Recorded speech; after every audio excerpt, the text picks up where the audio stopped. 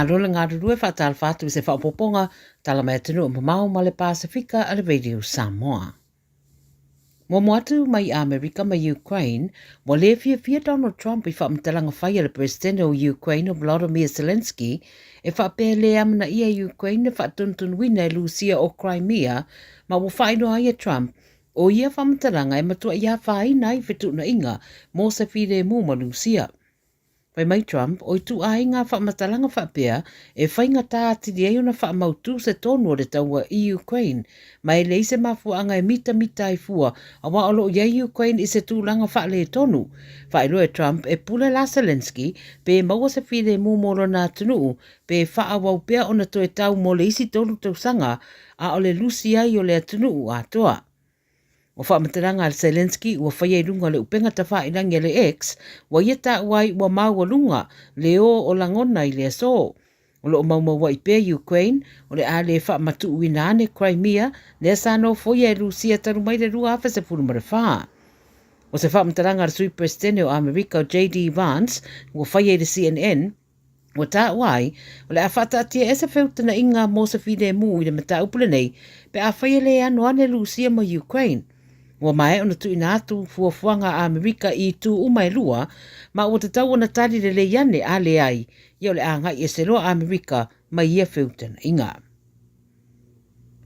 Mai le Dominican Republic e whaisi toa tele o tina ma itanga ma tina whato a mai o na ola o lato pepe, pa pefo I matamaiti, wa toe ti poti atu nei I Haiti, a o whaatino na ngā ruenga o ofisa o whemalanga I ngā lea atunu ure immigration, I le awe se o tangata uru whare atu whaasolu tū rā whono I le atunu.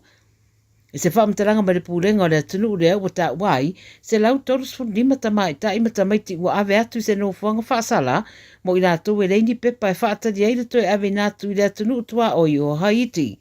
Ua tūra I mai le atu langa ina ua whaamamalu whainga fōwia, a le presidente Dominican Republic o Luis Abinadar, ua whaatonu aira au whainga ruenga ina matanga ruenga o soifua maroroina, ia sa iri ngase mo lātou pepa whaamaonia, o ni tusi mai ngā ruenga ma whaamaoninga o no fomau, ma ia whaamaonia ane le ofisa o le immigration.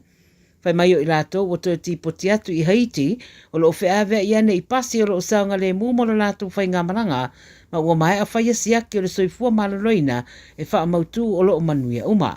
O nei ngā yoinga uma o lo te te e mawhaitio I ei kulupo o lo whinau mo ai a tatau ma le soifua maroroina o tangata. O le Dominican Republic o se atunu I Amerika I mātū. Mai initia, ua fola nei e initia ngā yoinga o le ataula I a Pakistan, I le mai o le whaalawelawe ua whase o tia I tangata e to o luas furuono, pe o na ripoti atu I talafo na nafi, ta whana e nia ri ina o spa ia se vaenga o Kashmir e vaia e initia. O nisi lao nei ngā yoinga e o fiere tāpuni o le tua oi au tu e whesota I eia tunu e lua, ma ua tau fia le tu mau fo I mare marienga e whaatatau le whaaso a I o le suawai, a toa I mare awe sea mai o sui o malo mai initia. Wai mai le BBC, ua whaare au ngai na fo I initia nisi o visa na umia e tangata Pakistan, ma ua whaatonu I rātou ia e ngai e se mai. O le whasi o tia o nei tūrisi se no fuanga rea I le atu Himalaya, o se tasi leo whaalawe au pita to o tele ua mariri wai, ma ua tari ane ai nei le malo initia e ala I le whaia o ia ngā yoinga. O ta ua le ripote tali tonu le vaenga o le sekula tia initia o se kulupu I ngō le Kashmir Resistance na whaatino ina leo swainga e uere o ieini wha maoninga I le teminei a lo whaia pēr suenga. Whai mai o le to tene I lātou o whasi o tia o ni ali I mai le whaatuatuanga Hindu ma lo o au fia I fo I masedi I Mausalemi. Mai le Pasifika, o lo iei nei I Amerika le taitai whono ma le whailau tusi au au le Pacific Island Forum, le PIF, o lo taitai atua se au malanga mo le saidia o le whaamautuina o se whaaputu ngā tupe po le funding mo le Pacific Resilience Facility, le PRF. O se whaaputu ngā tupe whaitūlangi e umia le Pasifika, ma ua whaia e lango ai atunu o le forum ina ia maua whasosoani tau tupe, e whao ngā I mata upu tau le tau, o whaalawilawe te tupu whaafosei, ma polo keti tau whaalawilawe te tupu whaafosei. O le pāremi o tonga o Dr. Aisake Eke, ma le whaalurunga o le forum o Baron Waka, o lo o whaaluru iei le au malanga lea I Washingtone. A o whaeloa Dr. Eke, o se awanua foi lea e whaamautua ti dei le whaalau te reino o Paanga, ma le lango foi mo le forum, ai le o le whaia o nisi, ai tā lafu whao, popo. Tara muni ma le atu Solomona, o se whainga whapaanga tau ngā ruenga i le vau le atu kuki ma le atu Solomona, e ono wa ia ini tau si soifua ma fō mai mai le atu Solomona, o anga i atu ngā rurua i le atu kuki.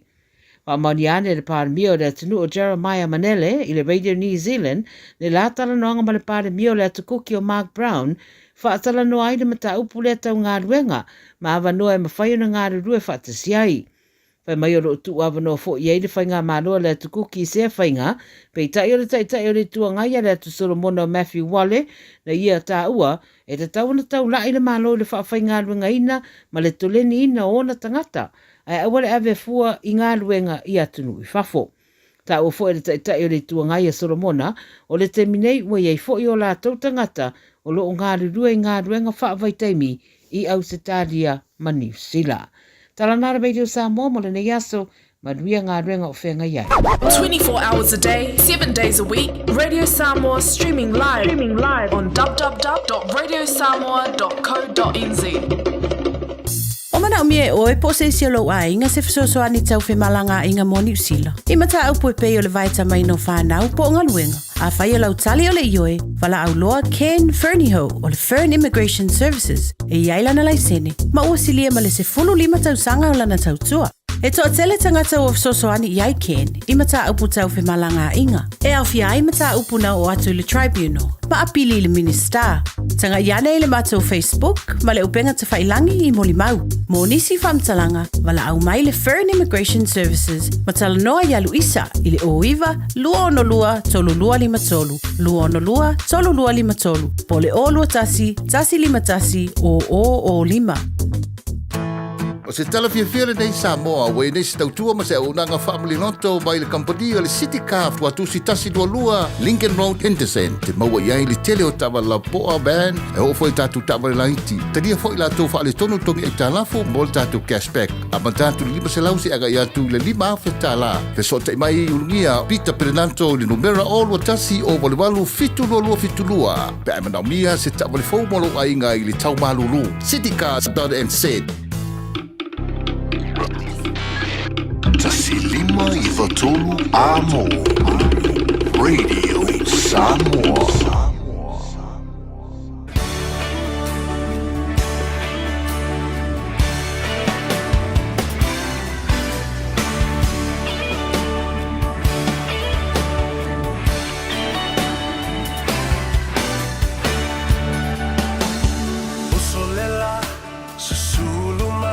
O te whiwhia lava e whaatalofa mo wholofa i a te oe sa mole atu du pele i le nei fo i a uli o le aso tofi o le whaatawhiti o le tele o ngā ruenga. Ia ai tua i le aso malo lo o fita o le taua i le aso a tai au i a po le Anzac Day. Tawalunga atua i a tātou telefou mai le Pasifika whapera fo i New Zealand nei ma Australia ma isi atu o le lalolangi i le tautua le tamaitai ia Miriama po Mare. Ia whapera fo le au ranga mele tautua a le fitaleiga ia whongamua. Ia po le tau whafo ia seo Manu Francis Ioane e pei ona o tau mafuta ai. Talofa lava a mo manuia oe. Ia malau tapua inga mamalu fo i le nei aso a mata mai le tai aona le la sa ia ngā ele la. Ia malau usu fo i le atunu. Fofola fo i le fala le sunga le di awa o ia tawai meni malona au faa. Ia o tonu o le a tātou folau i le fola ma walunga le nā. Ia se o mai fo i le nei vaenga o le au nanga ma le wha ua wina peo le tautua le siu fonga Samoa. Le ia taua sa vea le ulua i ali i se Yuli. So alo Al Harrington tu manu vau le vea o tātou whiloa i le si wha poponga o le tātou pola kalambe o le nganga ifo whaiva o Samoa. Ma lo le ngā lulue, alo fo le taua tai, alo fo i le whatotoa i tiute ma whaiva alo filima sa utou ngā pātia ai. Pa ia mawalunga o le tātou vānu nofo le tāwhatolu, pa ia mamalu wha le malo, pa ia fo i mamalu wha le anga nuu. Ia mawalunga le vi inga le atua e si e ana au na. I whata whaitaulanga e fia i to tonu o le atunu nei. I matafa e fia o le larolangi o loo. O lo ta se ai ia feoi o le tala le labor ngā ruenga le atua. Ia ona o le tau waswas wino le puvai o le ola. Mo le whana o le atua. Ia. Ia, whaatalofa fo i te mamtina mātutua o le atunu. Alon sei fo manuia whaafitai fo i te talo maafe mai. Ia ma wha manuia mai ei. Ia le au whainga luenga e mai se fo le pulenga ale si ufonga o Samoa. E lona no whanga utu i au kilani New Zealand i manu kau nei. Patalofa fo i ia i la tau o te mamtina mātua o lo i mauta malawa o te ngata mātua ma o te ngase. Ia po whea lava o lo maua mai ei i le unanga bale tutua. Whaatalofa mo wholofa ia te oe.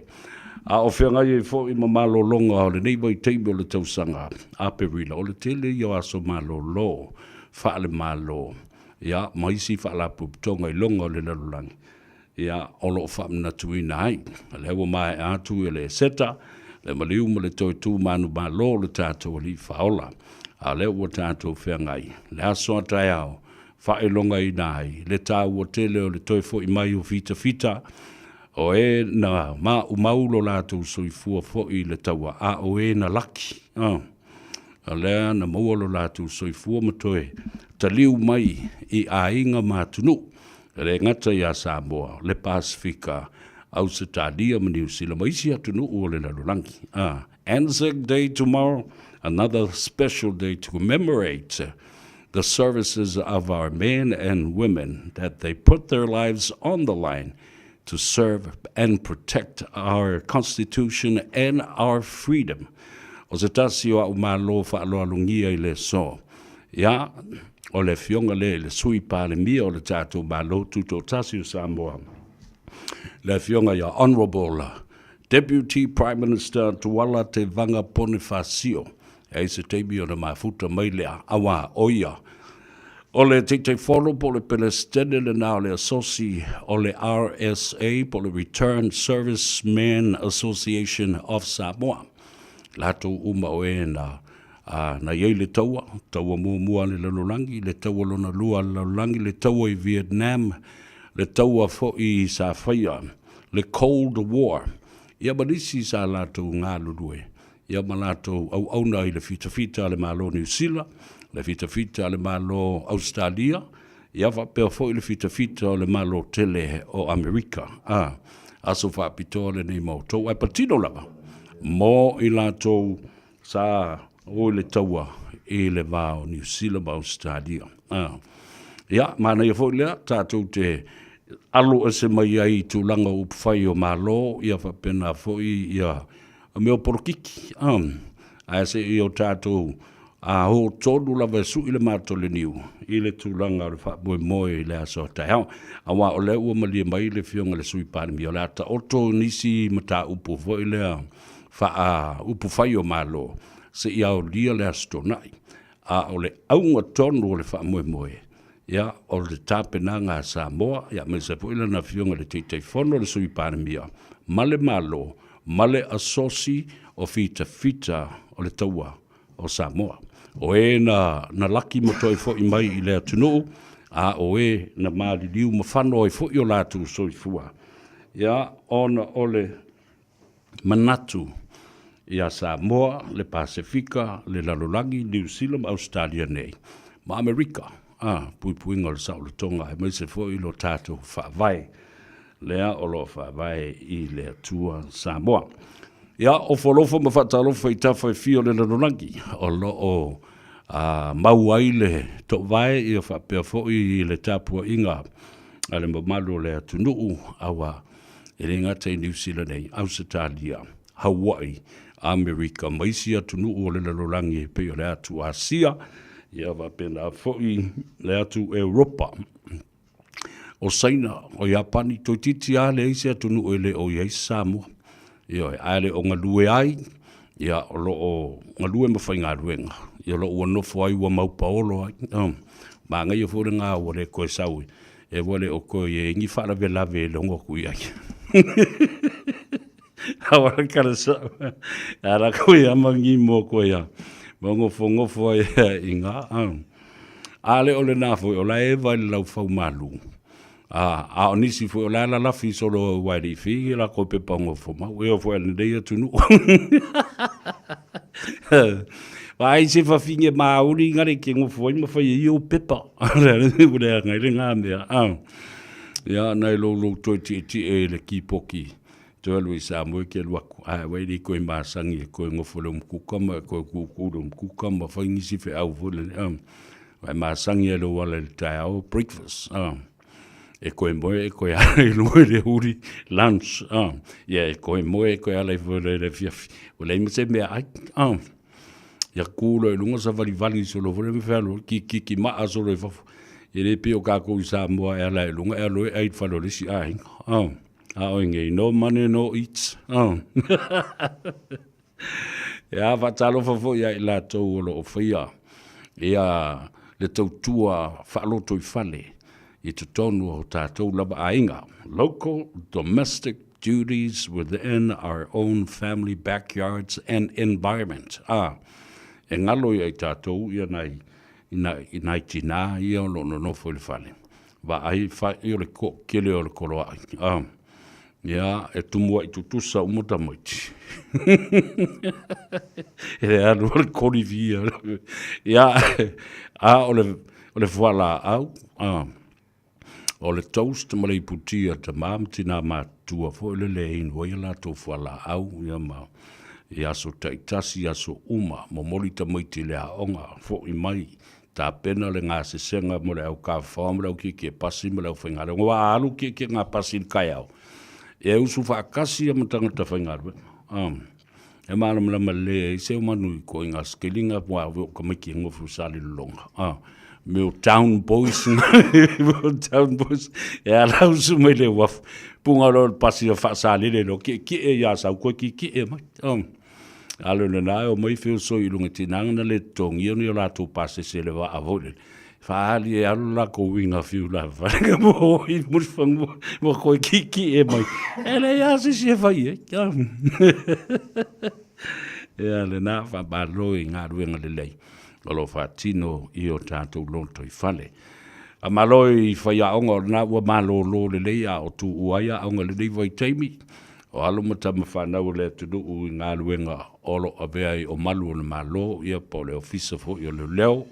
Ia ai o e ngā lulu e le ofisa, o e ngā lulu i fafo, o whaiva e whaia le ngā tei whale. Ia o whaiva e whai le vātea tea. Ia ma whaiva fo i e whai le tua vao, ia o male tō sivi. Po whea rawa iai. O whaiva nā o lea tunu. Ia tātou whaftai ai lea lofa maleanga le lei o lea tua. I ngā ruenga o lo tātou maua o awanoa le lei o lo tātou maua. Ia e whaatino e le tautua i tangata lau tele. Ia matu o le whalawa ma le paka i lunga le lau lau a wata maiti. Ia ma ko kongi le mō kesi, ko kongi le rent, kongi le kaavale. Ia ma le mea e ta wole mo le whala ve lawe i Samoa. Ana makua kele. E se teimi o tala noa i le mata upu le o le review o le immigration of New Zealand. Ia peo na au mai ai le luas fulu wha a Masina. Ma le o le multiple visa. Ia e toi e wha au popo atu iai. I lisi e tātou tala noa ngale na whai mua. Ia versus i le mata upu o le emergency free visa. O wheo mene i e tāua ia i tātou. A wāfo i, e le mawhai ona tātou maua uma ia whaamurianga e lua. We have to choose from either one or the other. We can't have it all at the same time. A whai o tātou mālie e le luasful ma le whā ia Masina o le multiple visa. Ma le ono Masina me whai ona e siasi manofo i New Zealand. Ia walawa le ngā, aile o le tātou mana na o le nā, toi mana na o le isi awa noa, o le whailo le whaalawe lawe i nei, pungalo i lunga le waalele, maua le free visa, emergency, ia e te tauna ia ia inga, lale me whaamaoni ai, o le te malanga mai se whaalawe lawe, ia wa tele la ia me te tupu mai, ia ta watu o le i nei lau tama, mo lau tina, ia o malale maliu o le ki ngā, ia koe maliu la ia leo le kama, ia whaasolo ane o maliu le uso, maliu le kua whinga la, au marko ainga nga whioki. Excuses vo i, e ave o le ofisa o whemalanga i ngā New Zealand. Ia, tasi lam ta upu tātou mawhau lo loto ia. O le whea o vaenga nei e tāua. Emergency visa. A wafu o tātou waipa u i le wha le tonu ma le tātou lea mi o tonu ma le tātou sori o whea ngainga ma sori o tula whono. A leo wa au mai i ia wha amrianga. Ia e mawhai ai, ona o le taunga tā, ma le wha atalinga tā, ma le umi o wha atali visa. Ia. Ia le na, wha talofa i atunu umamau, o lo o iaina i o tātou tangata o lo wha whonga mai ai ai maise o paanga tō tino ale si whonga Samoa. Ma le tātou Polokalamea, nei a tau sa vea ma le nganga i fōwhaiwa. Wha pēnā fōi ma le tāno awai le aso toa. Nai. Wha talo whailunga le apia fōlinga, Facebook page, ia wha pēr fōi ma le tātou YouTube channel. Ia e, ma no, wha aftai le ala tātou o e tāle peselea. Wha manuia tu ai ia te o tō uma. Whatalo whatoi lo uso e tui lava si I Tom ai ono o lewa malanga ku e o sakaria lau ke wako lai e sifi mai nisi vaenga o leo wha mapopo mea ale HRPP talofa leo fionga tui lava si a lole soifua manuia o le pese lea lo uso ioi lo whatoi ia te oe I le manava o ngā ruenga ia whapena fo I male ngā ngaifo whaiwa o le nei a sutofi. Long ago, I used to know where love was found, a place in the sun.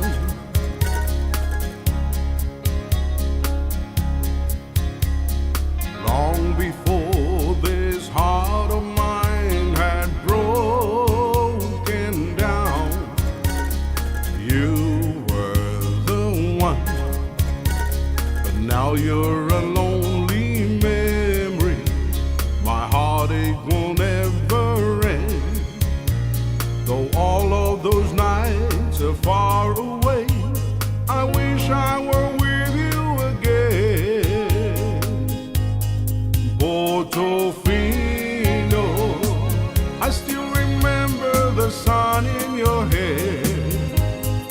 Portofino, mariachi music that danced in the air. Portofino, I want you back in my arms. 'Cause every time I close my eyes, I'm holding you in the dark. In Portofino, where you broke my heart.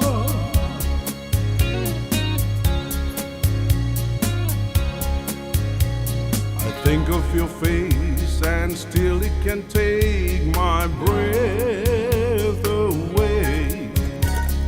After so long,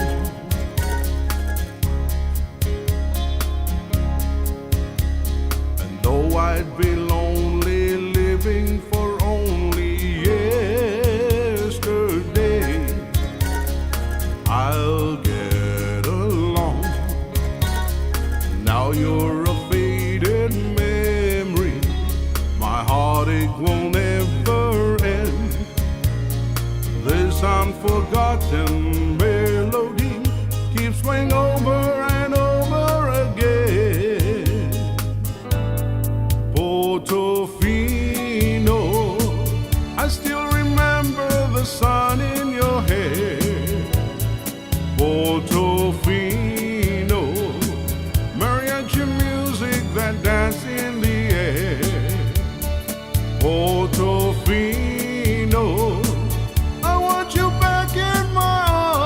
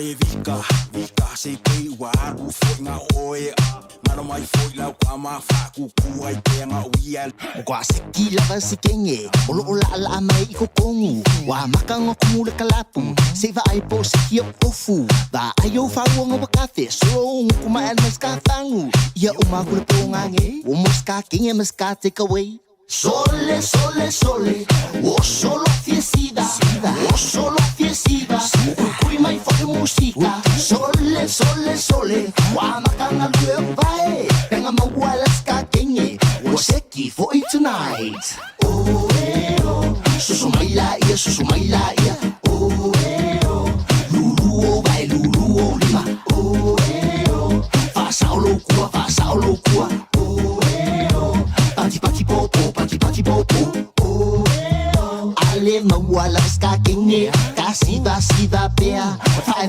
vai lumore ea Andai brana I will keep a pole Andai suma I will keep a pole Andai brana I will keep a pole Andai suma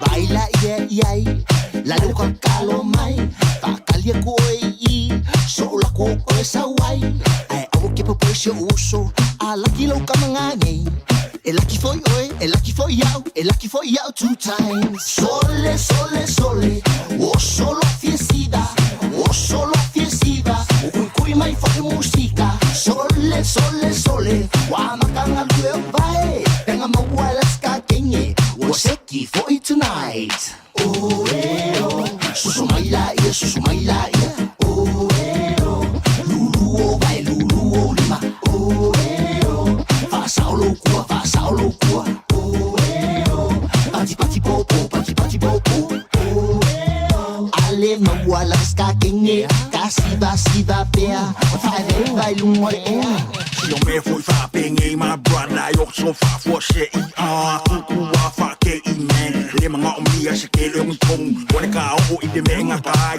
suma sa ka kolengi so mai se baby boom bye bye Oh, oh Susu maila ia Oh, oh Lulu o vai, lulu o lima Oh, oh Faça o loucura Oh, oh Pati popo Dance like there's no tomorrow. Sole, sole, sole O solo fiesida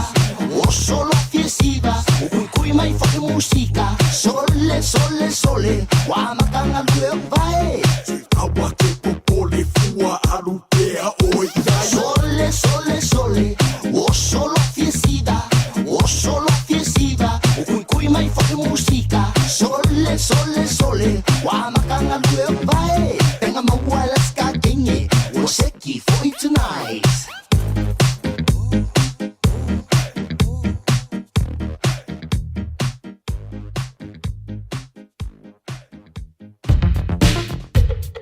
All I hear is Radio Samoa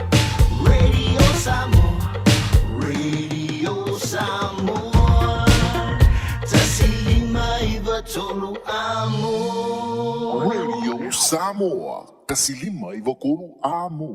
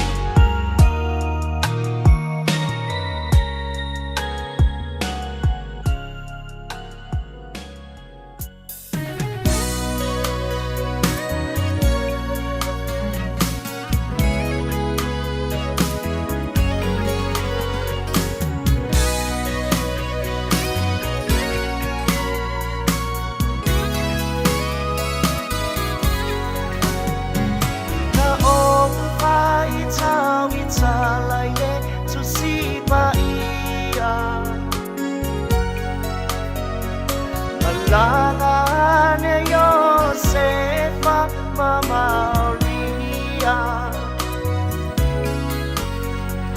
Letusinga ingona faya ye nupaia Salofana paatinga iyo Maria Litala ale tusina mesul ka isolo Sa ilio se vale sa ulevia sa otso Talo mawasili nga tali seu o se tali Sa otso ifo ile fale ulema siasi Natangi ailo matsumalo uanganga Salofa uate na solo le malanga mo ngasani mo ine tangata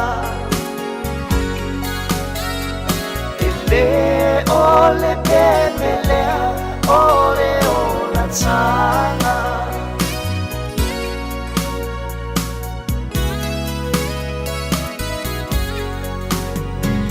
Letala ale tusi uafa maoni Nafana ule mesia ile vale bobi Na paulea ole vale na tatala mai Isoi fua mai ai olo tamatai Itele pale tali malo watumu tumu Ai ese ale pale na so ifua mai ai le tumu Natangi ai lo matsumalo uanganga Salofa uate na solo le malama mo ngasani mo ine tangata Ile ole pemelea ole ola tanga Ai maima Be ana e iloa ina ole alele Olana ai oi na nei Ole nei la rolani Ole a o watu o mai e te toe mana tua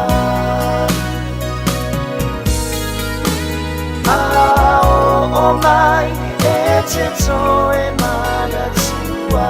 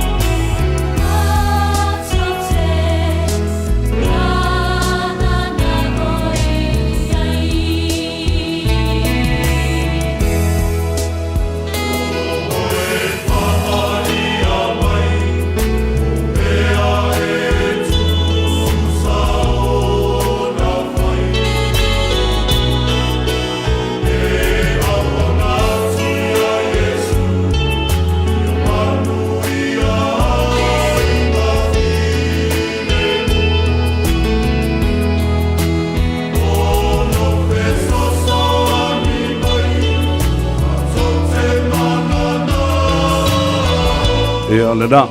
Ia, fa malulu atu mau te lo fo la motua e fia ma kwa matango fio na pese ile nganga ifo faivo le tunu ile dei fo ia strofi le fa tafiti o le tele o ngaluenga ia a o le tausa ilinga lava le tato ba lo fa lo ngia ile nei fo ia wauli e o te fifia e fa ilo le fongatia ile fa fonga tapua ia le tunu pe o no fo folatu o la ba lo fa lo ngia ile a fia finei ile fa tafiti o ngaluenga o le fionga ile sui palemi o le malo tuto tasi o Samoa.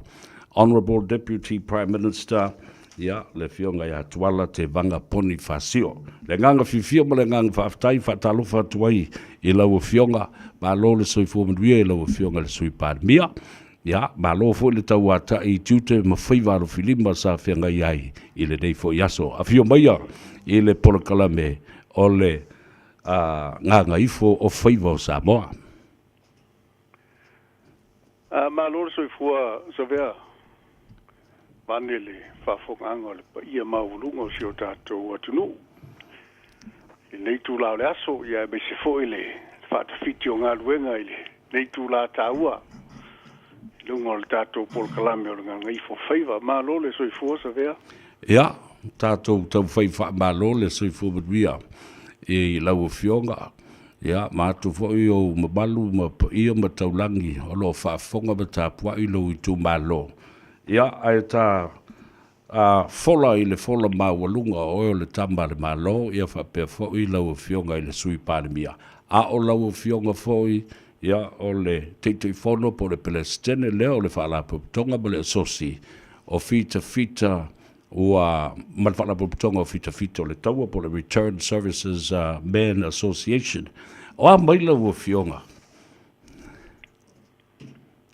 ia olo ule alo falava le atua e fua ile ola ma le manuia e ui lava le tele o lava singa fo i nei vai tau o tatu iai ia lam ia ai le mona lava le mafanfana olo manuia fo i si o tatu o tunu ia lam lo maua pea le toa ia lo ia i fu tūlanga o whanoanoanga le nei vai taimi ono le to e sea o le tai o le kale si o le pope ia lam ia a o lo whapena ona malu pea le talo le tātou atunu whabalu e fo i a o lo fo le tua a e tali tonu fo i sa vea o lo whapena ia le tātou atunu i atunu mamao ia me se fo i o New Zealand nei vai tau ia e le langona o lo maulunga pele o ino le masina le so i fo mau ele night tour le tu langi o tato la lang nei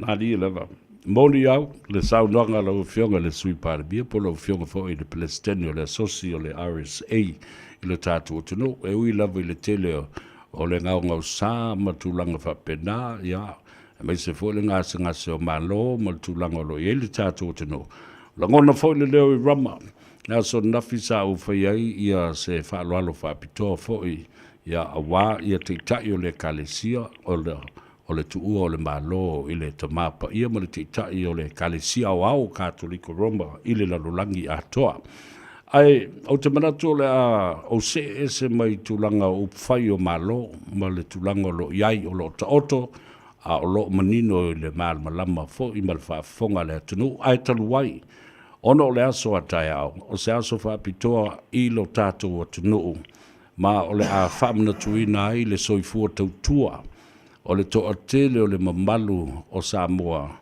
i au ngā ta maa wa whai ilangi le tulinga hasia. Manisi o lo o soifua pēr i le teminei sa lātou militino mawhita o le taua, ma taua ese le lalulangi. I le ngata na fia le Pasifika, ia whapena fo i New Zealand, Australia, manisi o fita o lo tautua o le malo tele o Amerika. Sa i sao noa lau fionga i le sina tala upo sina tala whaasolopito o le amataina o na whaavaele RSA to tonu o Samoa. Ia masaua i lava i tausanga ua tele se ia o mai i louwa i tau le veai oe o le Palestine ma te whono o le whaalapuputonga. O le RSA po le asosi lea fita o toe foi mai na whatuina o le mafuanga sa whapea o na tūlai mai i le tausanga te siiva se furulima i le taualonga lua lea le larolangi. Lea na awa iatu ia New Zealand ma Australia e lango le malo tele o Peletania le a fui vaitau. Ia o lea na whapenao na whano ai le to tele o fita a New Zealand ma Australia. Faita wafe maafe. Ia whapena fo ia fita o Peletania. Ai sa awai ia nisi fo i alo ma whanau o Samoa i lea taua i Kalipoli i po le peninsula lea i lea tunuu lea o taua nei o Turkey. Ia.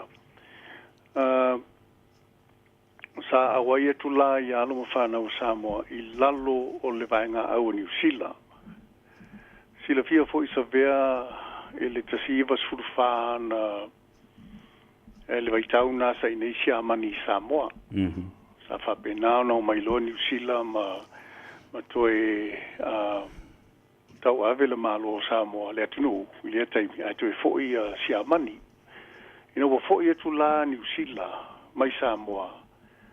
Sa nga isa o tua le vaenga au lea New Zealand leo lo ta ua le Expeditionary Force. O atu lo i New Zealand sa awai e tuai fo i manisi o alum whanau o Samoa. Hanga i saoloi o ile taua lea sa whaatino le tasiva surulima. Io le tasiva suruono la ino o maea le taua lea. Ia sa to tele le whale tonu tūlai mai. Ma uinana o se mea fo i sa whaate ia i New Zealand ma Australia. Ia pēla uinana whai e loa le polomisia ma lo New Zealand. Whapea ma le ma lo Australia. Ia whapena fo i ma Samoa. I fita nei mo latu a inga leana mali liu le taua.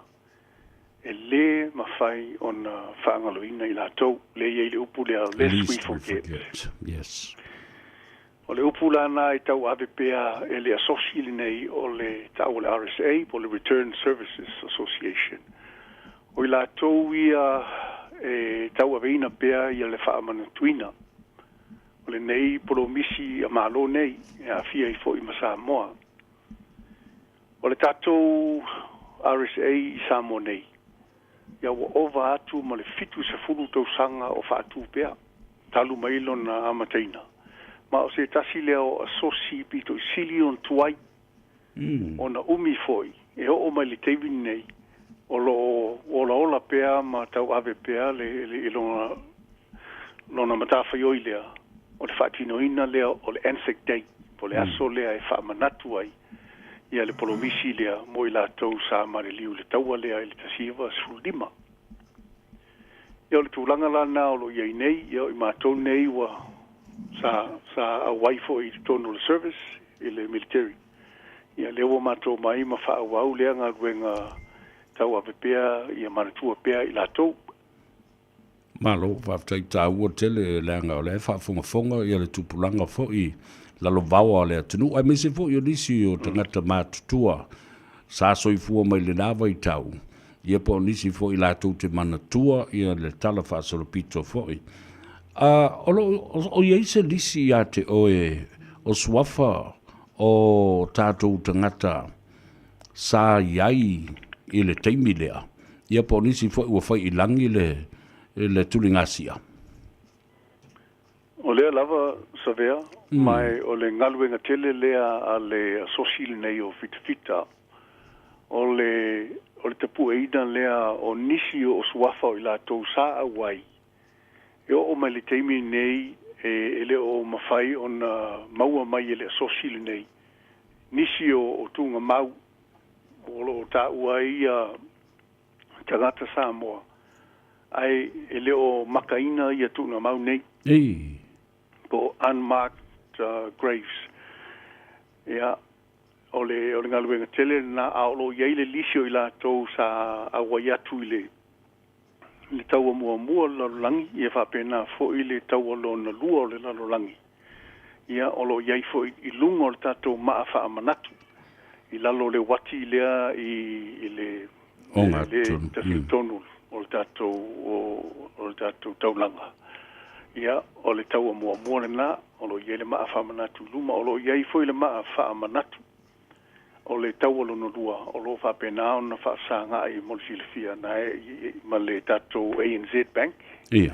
Yo na o lo ia le maa whamanatu i la tau sa tau le tau alo na lua o le tau sanga o le teimile nei sa vea o lo whaawau pea le matu ngā luenga i le whaamau pupuina o nisi o swafo i la tau sa awai ia wa o isi fo isa nga i le military i fiti sa nga e fo ila tu ba nga au i fiti ia ma fa pena na fa wa wa ila to nanga ia ai le o ma u ma ila to i la lo le lisi o fita sa o ia tu New Zealand ma Australia o le ala ia i le tapenanga a mai le tato Anzac Day tai au ia o lo ia i le fufuanga o le ato e tapena sisi ma fa manatu fo ono fai foi singa tuai o le maa leila lo le wati. Nei iam fai o na tuu uma iai ia swafa o ila tau sa whapenaon awa ia tu nei vesia inga, tu lango le taua. Nā dira. O loro winga, o lai iei swafa o ila tau nei lalo le maa le nā e lalo le wati ia whapena fo le maa le whaasanga i male ANC. O le sauninga la lea whaatino lea soa taiao, a tonu e manatua ai fo i ma ila uana o patino lava ia Australia ma New Zealand. Ai e ai se whaaloalo fo i e a whea ai ma manatua fo i ia le soifua tautua o Samoa na malanga atu ma tautua o le military ale malo tele o Amerika.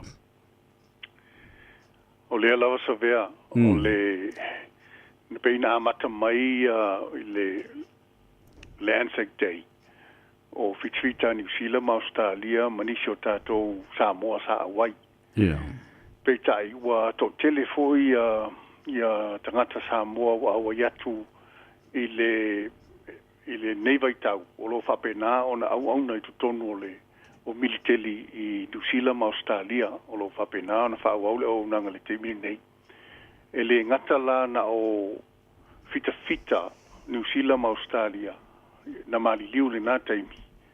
A le fo ua whaitau lia ai manisi o lo tinoa pēr ma whaauaua le o nanga le teimi nei. Mole si le fia sa vea tu sai malau whaafisili. O lea e to alua se fulu ia veterans po i la tau fo i sa awa yatu i le taua. O la tau ia sa i lalo le vaenga au Amerika. O lea ua malanga mai i Amerika Samoa ia e awa i mai le tatou whamoe le aso atai au. Ma o lo iai fo i le whainga baanga a le tatou RSA Samoa ma tatou uso fo i o i Amerika Samoa. Ia lea laua iai le ia inga ia e malanga mai la tau de i le aso e whamanatu ai le tatou Anzac Day. Ia e malanga atu le RSA ia i le aso fo i whamanatu ai fita Amerika pero le aso le olo ta ua o le Remembrance Day. Mai o se tala fia ono wa to tele fo olo malanga mai fo i se vaenga au mai Amerika e au mai i le tatou sauninga tai au. Ia whapea fo i Australia, ia whapea fo i New Zealand. Pe i fo linga mai o se mea fo i lele ua o se aso e whapea o na fia ia tunu nei. E whaatasi mai. E ave ma whaatino le whaaloalo. Ie fo i na male liu, mai o lo tautua pe tono le military nei vai tau. Ma lia lava. O se aso tau o tele. Mai o le alana na o le ana o tau fasilia tuai. Ia i lātou o nisi ua wala ulia, ia pe ua ofo ina mai lava o lātou manatua, ia lea sawhaipitoa lea mo le Anzac Day Samoa, o le amalanga mai, ia veo fo i ni malo, ia po ni tangata fo i o le a mōli mau, i lea sauninga tā ua i lea soa tai au. Ei, o lono winga i ili whapamboe o le awa ia tu fo i ma le komisina o le malo New Zealand, o lo o whapamautu i Samoa, ma le komisina o le malo Australia. Ioi. O le mea masani lava, e awa i uma lava ia sui fo i o malo mai fafo. E awa i uma lava ia kansula mai mpasa mai komisina. O la to uma lava o le a whapena o na tuina atua la to teo funga la au fo i lumo le maa whamanatu i lalo le wati. ia e wha I loa lo lātou wha loalo. Se aso matango fie le aso I la mātou ai, o se mea na tupu. Ia wa vea lea ma se mea le lei, ona o le whanaunau ta inga lava sa vea, o le tau mawhai lava, nga iau na I le file mu I le larolangi. Wa e pei o fita nei ma le foa I atu la lātou soifua, ma le ola. Ia le aua maua ai e tātou le file mu, e meisho le saurutonga, I le nei vaitau. O le aso la tai au, ia o ta pena foi le vasenga o leo, ia ele pe on sila fia. O nisi foi o tātou leo, o lo fatasi foi la tau, le tau failea I le peacekeeping. Yeah, peacekeeping. Tau failea ia I la tau mission sia ia tunuma mau. Ia wa vea foi nei la leo ma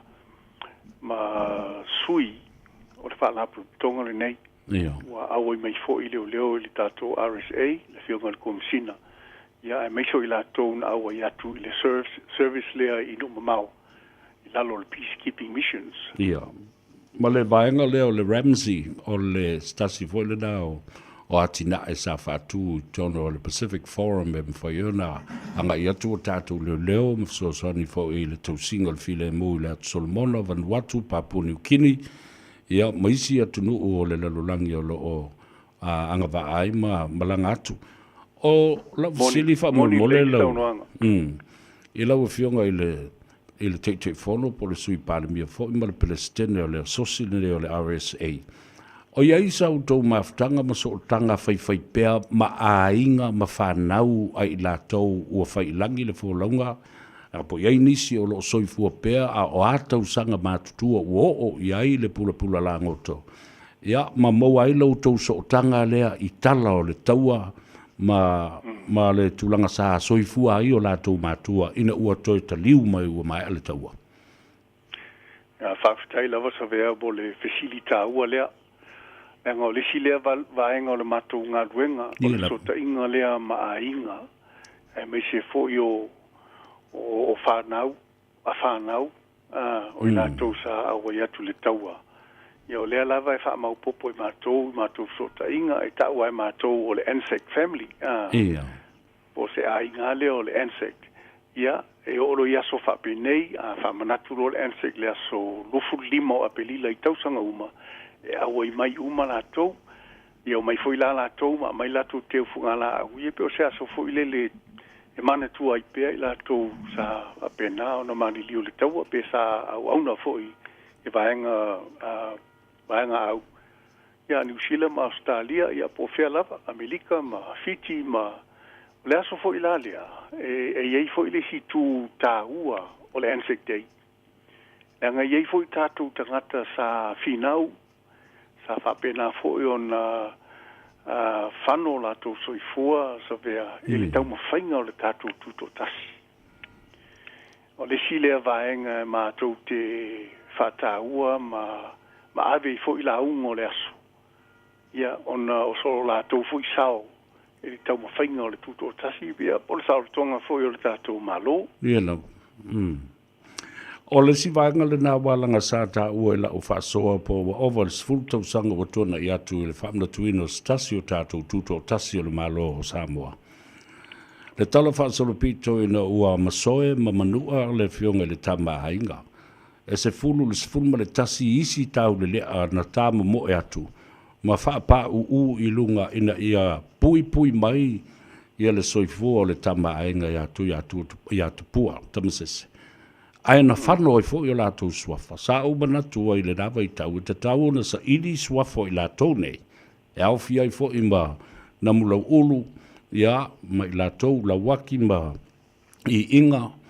Ma I lātou ma ina ia ma whaiona wha mau lātou swafa. Mata e o iai ia se fuafuanga lualu ma mao le asosi. Ua mata o iai sa vea. Ma dielau. O ngā o se vaenga tā ua lea. O te loa fo I wa mato mawaina uma tūlanga ia. Mai o le maadia fo I o le mea I le ngalo fo I ona o se tasi fo I o se tangata o te ainga iai. Mai le pea ia sa whapena fo I ona fia ia I lea whaalavilave. Ia pe o tūlanga whapena mātou te whātāwina. Mātou te whātāwina. Me se la lea so whapenei. E momoli lava e se vaenga e le tau e mātou o le dedication. Ia I la tau nei. Ia o le ia I le vaenga whapitoa lava o le sauninga tai au. Ia e whai fo I le vaenga lea. Malo, whaafitai tā ua tele le tātaluranga o whaafonga Samoa. Ua iai se tusinga ua whaamau popo ina ia mawhai una whaalawi loa. Ma tū mau ei pēr lea tala whaasolopito I loto ma nganga o tātou tangata ma tūpulanga whai mai mo le numanai. E leo iei se tusinga ale RSA lava la tōwia, ona e leo se tūlanga fo I le o mawo I eisa mātou tāpenanga po se na o nei wha mau maunga o mātou mauaina. Ai iei lo manatu o le tātou whainga mālo, ia o lo iei fo ia o tātou universite. O lo iei lātou le tomai, ma le taimi. Ia. I o i lātou I sa ili tūlanga ia. O te loa, ua te le lava se suenga. Wow, ia I le tātou NUS I le mata upu lea I le tūlanga fo I le tātou Faculty of Samoan Studies. Ia e whapena fo I le tātou whainga mālo. A e se le tāu o le bea leo e o maia sa vea. O la wha tupu manatu fo I le mātou wha la putonga. Ia, a tonu fo I wai o leo o le tele lava o tunga mau, se I tūlou. I le taulanga nei, o loo iai ma manino lava I ano whanga o loo ta otua inisio o tātou tangata tau o loa ia, sa whapena o na afua mai iai le manuia o le tātou atunu, ma le tautonga o tātou iai, ma ele whaangaloina fo I lātou. E iai a inga I Samoa, maisi atunu, au te loa foi, o le ta ua nei o military families, servicemen families e fo le muli ai tūlanga a ao lātou mātua e ola mai fo I whanau o le mea lava lea e ofu le tōninga e o I leo e o I le ami e o I New Zealand ma Australia o iei se a inga whapena o lo iai pēr le background le nā o le muli tai lava o le a inga fita e yo e sa vea o lo iai wa mātou I loa, ia nisi fo I o alo o e na o I le taua. Ia o lo whapena o na mulmuli tu di vai lava I tūlanga sa e o lātou tua a, o lo angai e tu I lātou I New Zealand, ia po Amerika, ia ma whapena o na awa iatu tono vaenga au.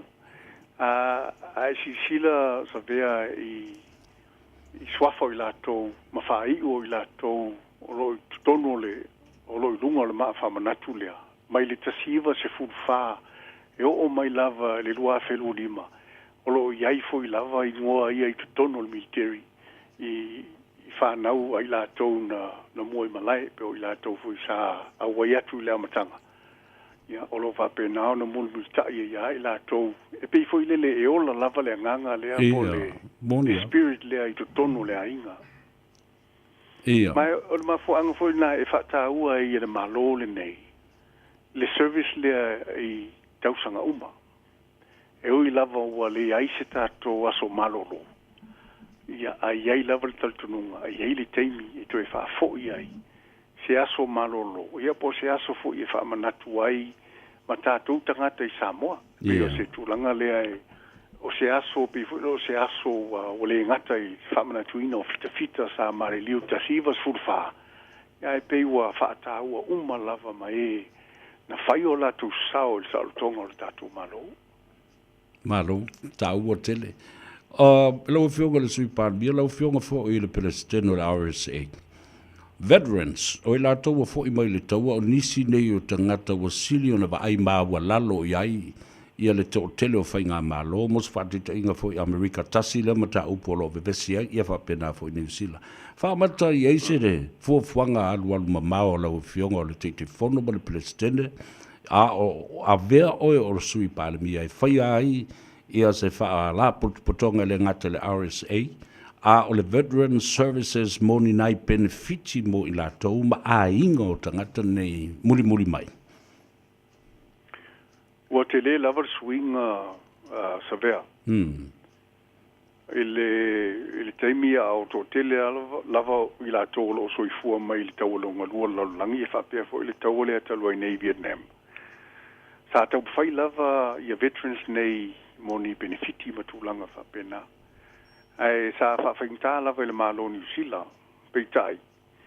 Wa alu i le pe o le se fulu tau sanga taluai. Na whai e lol tu la fono o le Veterans Act New Zealand. Pe fo i le tu la fono mua lea. Fatu a amana ai. Ia tūlanga fo o la tau sa awai. Ia. Lea lana a mata i loana isu ma ia mo medals fo ia mātou nei. Mo pine. Ia ma whapena loana maua nai benefiti. Ua ngai fo i le tūlanga fo i o le mental health o fita. Ia. Ia pe o te le lava swinga o iai. Medical care. Lava, medical care ma insurance ma mea whapena.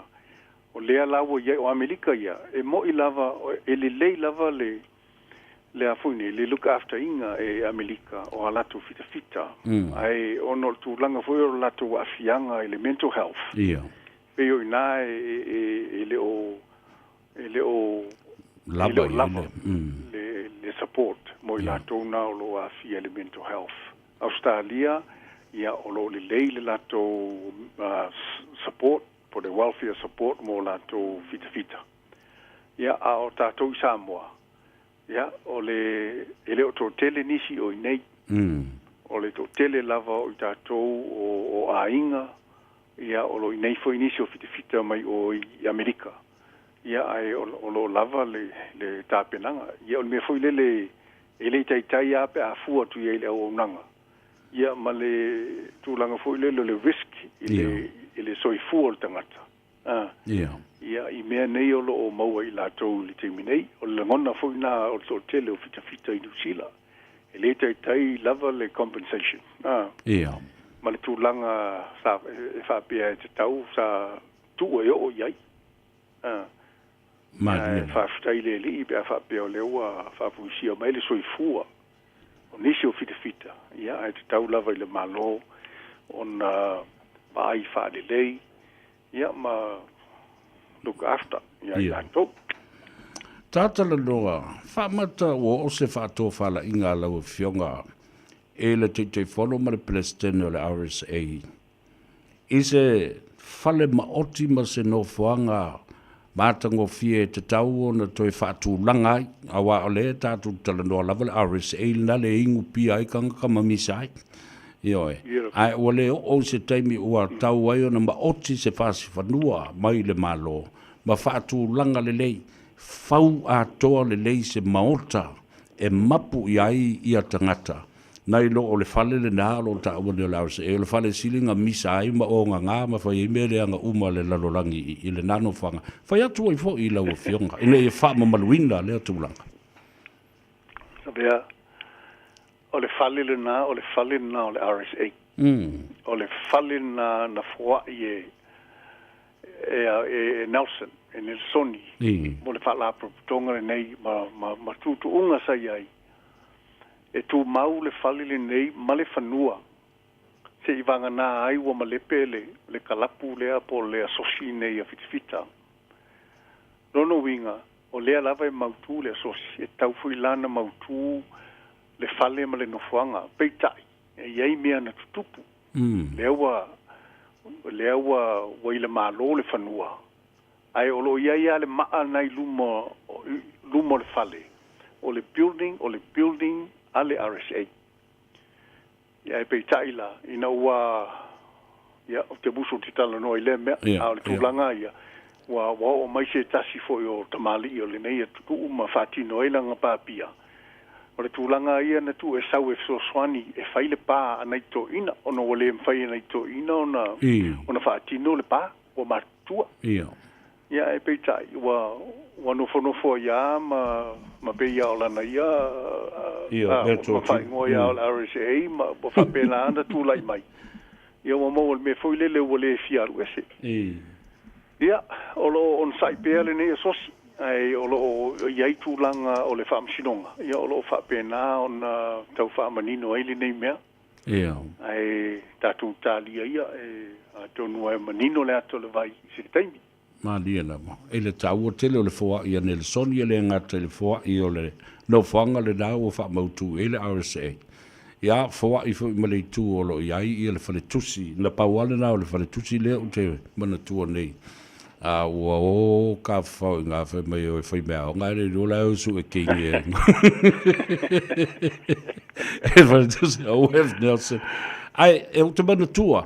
Ia to ina ma... Ma le wati fo i sa vea. Ia. O le wati le o lo iai nei le memorial. Ia. Po swafa o la tau i o lo o whaapine o la tau swafa i le wati. O le wati fo ina na fua i e O F. Nelson. Ia. Pale tusi, ia. O le pine le na. Ma lia la. O mea na e tolu na fua i le teimi e tasi. Ai ma o te tali tonu. Walanga e ma sano wa ai e yaso ia i le toi ina matua. Le ota to mata o le fionga pelota i vao Fosi Schmidt.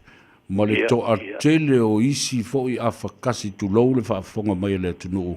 O tātou toto lua sa mai le taua ma toi fo i atu o i sa e vai. Whamata i se teimi a mai al whaamsinonga le wau te loa le lei ale mele na tula i mai ai. I le se tasi fo i o tamali i sa i tonu ala mautafonu ma le pāle mene. Le ana whai ai le pisinisi o la RSA. It's a tawina upgrade, you know, to a much more beautiful and reverend place as volele fa'aloalo i tangata malona image yoi ma toi fa'apipi i lola i le memorabilia o ata o na i tātou tangata o lātou pine ma mea uma whapena i tonu se no fuanga e fa'aloalo i tangata ma mana tua ai anganga o i lātou ma lātou tautua. O le miti le na sa vea o lo matu tom fai au sia. Ma dila. Wa uma na ave le matu expression of interest. Ile malo matu te fia fauina se fale fonga fale tonu. Ina ia fa matu umai le fanua. Ave ese le fale le lo ia li teimi nei. Ai se matu to e fausia se fale. Madim. E whaatino ai le tūlanga le te sauno ai. Ia vea ma se no fuanga e toa manga i ai ia fita o toi foi mai. Ailo le na ia pe whapena foi ona nga ia tū le atunu. E se no fuanga e malu ai le atunu. E le to iai ni fusuanga ma ni tūlanga whapena. Ia lava. Ia pei level tūlanga sa iai. O lea lawa uma na ave le mātou talo sanga. E fa matu mai le fanua pe matelisi ina le fanua po le ala le tūlanga iai. Awa uma na mātou taltanoia mātou paanga. Le ngatia sa vea mātou te whai paanga ma RSA i New Zealand. Ma diela. Ia ma RSL i Australia. Ia o lea lai mātou te lotu tele ai. E ma whai lava na mātou toe fausia se nofuanga. Ia. E iailo na tau le leia pesa iai. Wa iai foi le ngō le fale, o le Ansec House. Ma dielo. Ia ai tusai o no le whaafisili. Ia e leo se mea sa o whaalaulo ina le mea a le o whailo atu. O no le hanga tonu le na. Ia toi tapu e le mamalu. Ia ramo. Ia mai se foi o le seno fuanga i whaieo na maua pea le whaaloalo ma le file mu. Ma dielo. Ia, ta ua tele o sisi pito po sisi vanga o le fonga fale o le a whaatino ai fo lele pe se museum la ta oto ai nisi o pine ta oto ai fua ta oto ai la ei sa whaonga ta oto ai a upenga tuai ia manai tustusinga o le mele na whaonga ai whea ma whea le ale tausanga e tai o se museum o mata anga e anga ia tu eile tupulanga televau ia mamana tuai i la tau o la ufisiri muli ta te tawalunga iai ia fofola mai a po le ase tūlanga le ai le por kalambe a le teimi a matai ia le whaamoe le babeao ana nei. O le polo kalambe lava ia e a mata on taunu watu le au walaulia i le afo le lima i le babeao. O o le kwata le ono ia na whapena lea o na whatulanga mai savali al RSA o le RSA parade ia po le savali whaaloalo lea a sui umo le RSA ia fia I foi ma leo ia whapea foi fita o lo au I mai New Zealand ma Australia ma Amerika ile aswa taiao ia ma sui ma veterans umo lo whapena o na au I mai le tatou parade le aswa taiao ia e taita ina la e le wha I le leo na ngai mai lea I le wati ia ina o lo whaatali e tuai ia le valaulia ia o le na whailoleo le tūlai whaaralo ina o taunu mai le ao le malo ia o le aso fo ia tai au ia o se aso mua leo a whaatasi uma mai ai ia sui o le fono le Sutofia. Leo talia le vala au o le RSA. O le whaatasi mai la tau tai au. Silifia fo isa vea o le susunga le maliatoa, leo I nei maliatoa, moli maliatoa. O le whaatama lea o le RSA. All right. Io, ma o ia fo o le the longest serving member o le RSA. Ia, o ia o se veteran from Vietnam, le teimio le tawai Vietnam. O le whataua leo le aso taiao, ono leo a vea nei ia ma sui o le fono, ia o la whapena o na taua o ina ia le pale mua. O le whaaloalo lea mo I lato uma sa man liu le taua. O la whaatino le service I le tau le ono. Ia o le mea masani lava, ia o la iaina I pesepesenga, ia o la whaitau fo ina I poems fo ie, ia whapena fo I na avital sanga, ia ma moonga fo I o tātou li nei vaitau. Ia, I se mea e ono o iai li nei tau whainga o le tūlanga ia o le whailo le file mu, ma amana ia I lātou na afua I tai ao le saurutonga. Ia na whapena lea o na hanga I mai le savali ina wa maea le service lea, le dawn service lea I lalo le wati. Hanga I mai I le mea leolo I le maa wha amanatu o le taualonga lua o lalulangi. Ia whapena fo ina tu atu te ufunga la au. Ia na toi hanga ilo lea I lumo le wati le solo. Ia ma nga I mailo I le whainale lato ice right, ia po le tulai whaloalo fo I le I malo, I le ao malo, ia whapea fo I valaulia. Ia na nga I mailo le I lumo le whalolo malo I le fo. Ia I nalala whata ape el savati. Ia o na nga I lola ia I le whale lea o le STA, o le whale o le tatou tourist. O I na o le a whai ai le President's Breakfast, ia tali nata to malo e se malu o le tai au. Ia ma whai fo inisi saunuanga a le haikomsino New Zealand, ia whapea fo I le haikomsino Australia, ia whapea na fo inisi o veterans. Wa o le a au I mai I le asoa tai au. Ia o le polo kalame le na a olo iai se tāpenanga fo I le afiafi I le tau le wha I le compound le a Australia.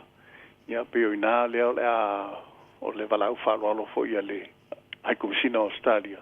Na ia whaatasi atu ina e whaina se fia fo I le aso a taiao. I le wā leo le wha ma le walu le fia taiao. Malo, ta ua tele leo whaafonga mai. Yeah, also in Malota Fiat Watu, because I can just imagine the atmosphere, the environment, and building up to this wonderful event. First of all, on Memomua, I want to personally my greatest gratitude, honor, Waloa Fuito Sango Tamafuta. O e iai pe le aonga whaaloia sa atui nātu whoilo soifua le fita New Zealand nei. Ia ma whai ele nā au nanga. Ia le awa e ofi mai u whai o malo. Ia o lo o whaau au pēr le lofa ma le manatua o le tautua au tātou tangata. Ai maise o tangata lau tele I so se vaenga o le fita ma le military pe o le fita o le vasa. le Navy, po le fita le vatetea le Air Force, ia po le fita fo i le lau le military.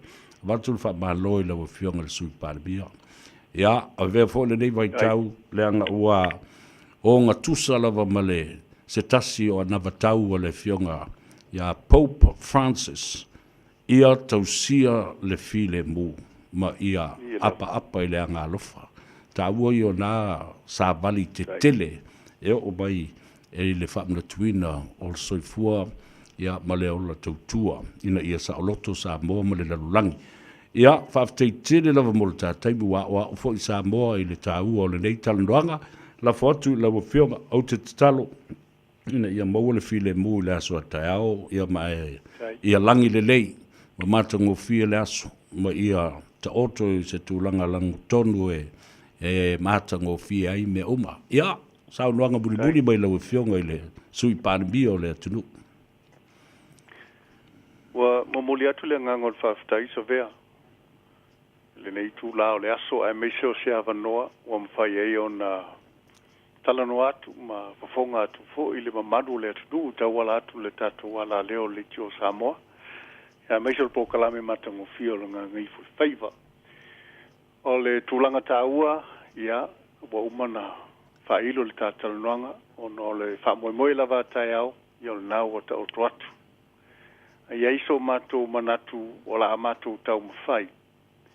E whaalai watu le tātou pe atu sai ma le se finangalo le tātou le tio. E na ia sila foi mwhaafonga le tinu i le me leo sa tātal tanu ai. Lila. Ia mai se foi lona tāua e se foi le vainga i lea i me tupu i lea tai au. Ai o la tau whai le e watu le tātou live. Ia mo le whaafonga foi le tātou tunu i nā i New Zealand nei. Ai o le nganga ia e whafse atu mo le avanoa. Tai. Ia e moli atu fo i lo mātou whamalo e lau fionga sa vea. Ia mai se fo o le tātou le tio, i le tau longolongo i mea le lei. E ile manatu se teimi to e whaise tātala. Ia tele a me tāti fia tala noa ai. Wa lewa fo i na tā mafuta sa vea. Liela. Malama lama fo i leisi. Liela. Ia o le tā whainga uo wa lewa. Liela. Ai te telefoni nei mea tau no whasoa tuai.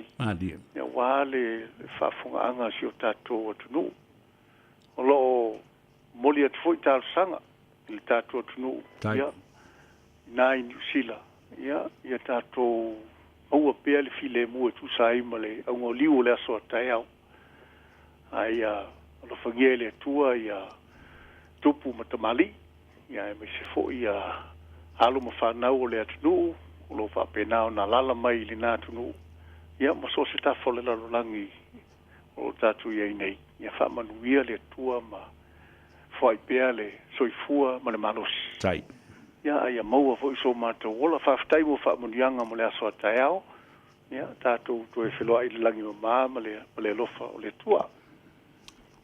Ia, alo whaftai o leo o seu whanua le saunoanga ma le lenga fo i le fionga i le sui pārimia a o le pelestene ma le teitei whono o le whala puputonga o fita o toi fo i mai le asosi o le Return Soldiers Services Men i te tono o le tātou tunu. Manuia o whaiva le aso atai au, whape fo i le wha moe i le sauninga. A mata mai le tai au se ia tāua lunga mea oma. Ia iai le wha malunga ma le anga le lei o le atua pe a wheta alola. Ia mai se fo ia mātango fie le tala o le tau. Ai mo le teminei, mo onga le lei nā ma alofa te le atu. Ruia tele ma lo longa ma le ngā ngai fo o whaiva i le dei aso wha soifua ia lau whionga. Soifua Savea, soifua Samoa. Soifua ia. Ia le nā Samoa, tau alunga atua i le talandoanga ma le whionga le sui pārimia. Ia, ai mai se fo i o le teitei whono ma le pelestene o le asosia fita na malanga i le taua ma i lātou o ua maali liu ma fo i langi le tulingasi. O se aso tā ua tele. Ai le wafo i no wha matalangida i le aso nafi. I le whaafonga mai a le atunu e winga i le mata upu lea.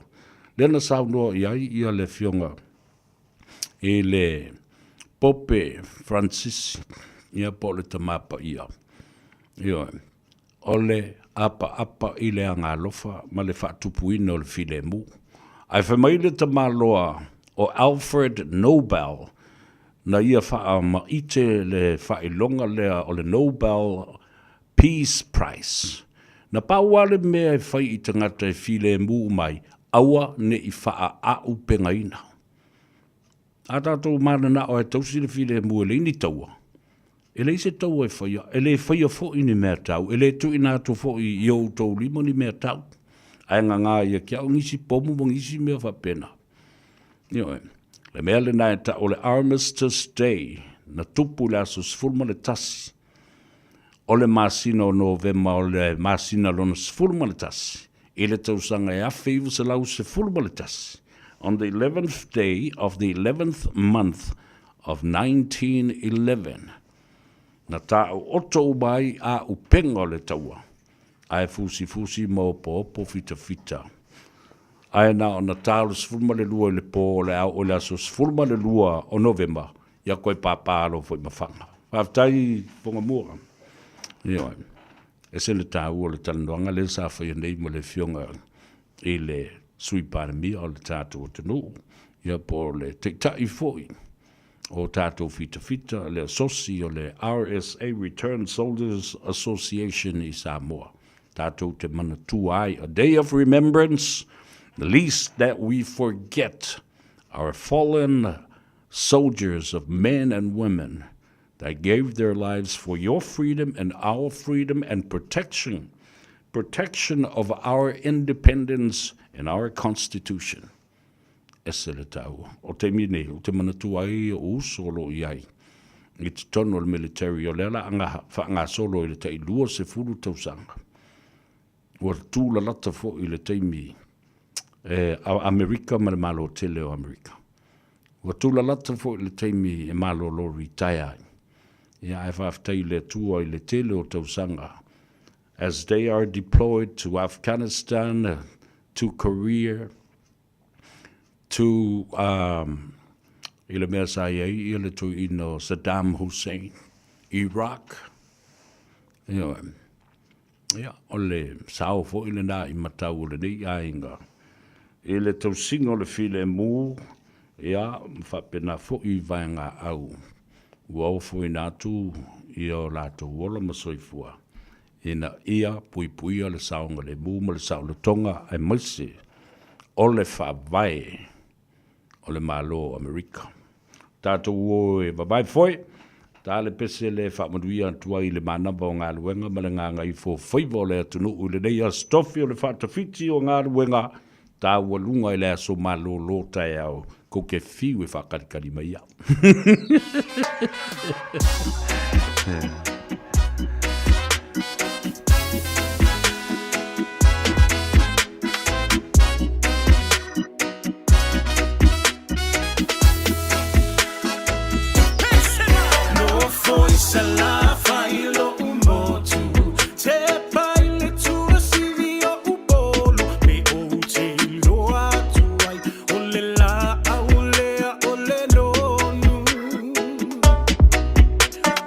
La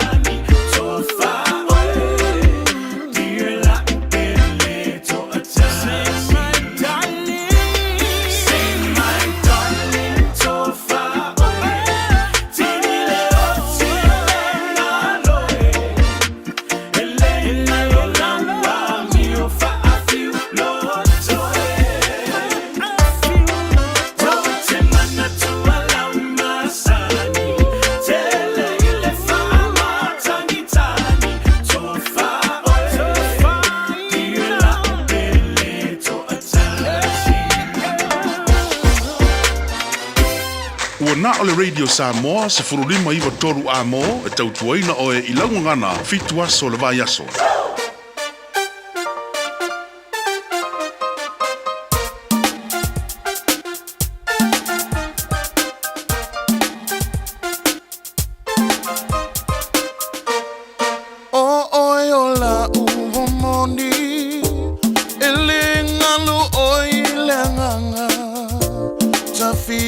Fata si pea ma o e ile ni olanga e mana tu ai o e you falling ata no matter fear ami o tau sa afia falling my sunga o so manatu betelo famoni te au e fai ngo fio na fa apupu pe a fai ua e musu so ia o e lautia le lupele na o filifilia e monia le upu tusia pupula le ngata ai fasia se me a fai ngata olo ni lava fia e wina liua pe ole vai o sina falling my sunga o so manatu pe te lo famoni te au e fai ngo fia na fa apupu pe a fai ua e musu tofa so fuala o pelelo momo uma le tolau e motu sia tanu le tu inanau fifa atasi e fa avavau falling my sunga o so manatu petelo famoni te au e fai ngo fio na fa apupu pe a fai ua e musu tofa so fuala o pelelo momo uma le tolau e motu sia tanu le tu inanau fifa atasi e fa avavau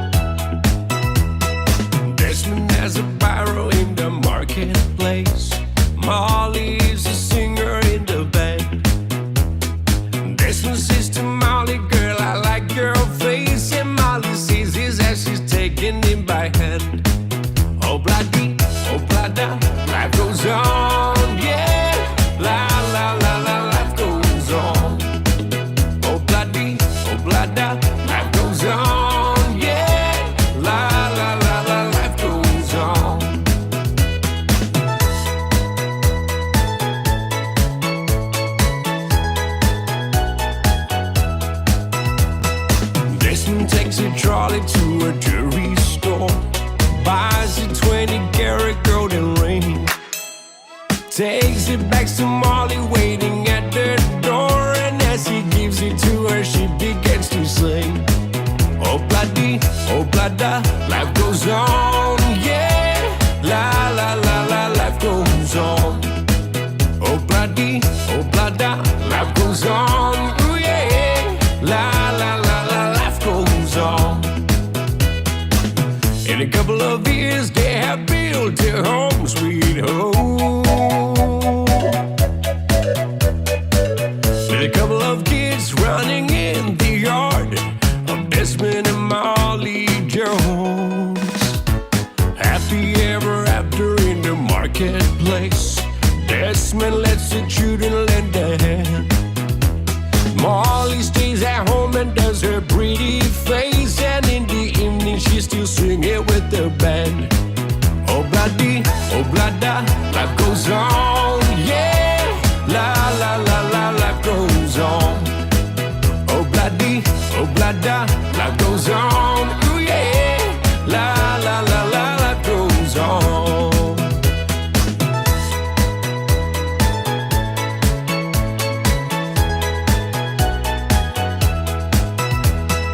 Desmond has a barrow in the marketplace. Molly is a singer in the band. Desmond says to Molly, girl, I like your face. And Molly says his as she's taking him by hand. Oh bloody, oh blada, life goes on, yeah. La la la la, life goes on. Oh bloody, oh blada, life goes on, yeah. La la la la, life goes on. La la la la, life goes on. La la la la, life goes on. Aloha, we're the Katinas, and you're listening to Radio Samoa on 1593 AM. Excusez, mais oui, Clef, fais nos temps toi. En allez, this is Bunch of Mountain White Device. Ça passe en ablé. Straight from 80s to Kingston Church. Hey, we don't play. Wyclef, Buju Banton, T-Vice. Let's go. Chualalenga, chualalenga. Why would you Banton give them be a problem? Would you be a Wyclef? Where you come from? Would you be a Jamaican Wyclef? I hear Shannon. But we come to make the pussy dance and jam. Man, roll on for your woman, man, roll on for your man. Find the hard one, raise up the roll long. Would you want to come to them in a salon, man, and roll? Kaki sadu balfela.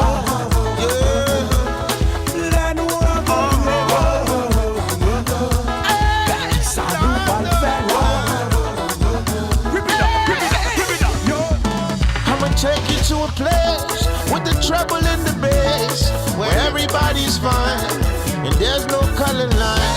The only thing we see is party by the sea. So y'all call us refugees, so join us for the party. Come on.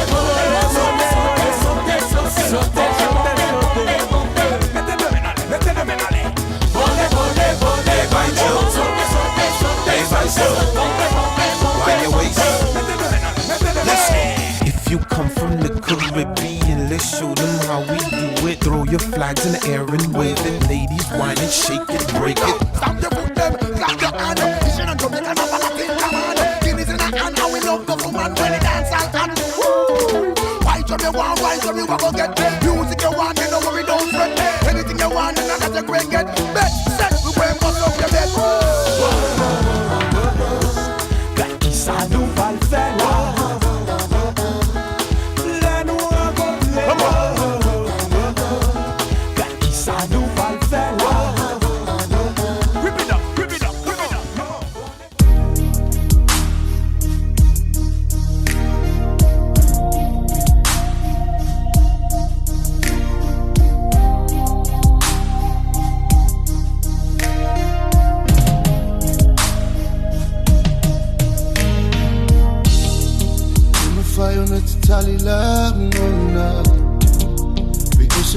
Wepa ufa solo my mama Ua puniti ai la uva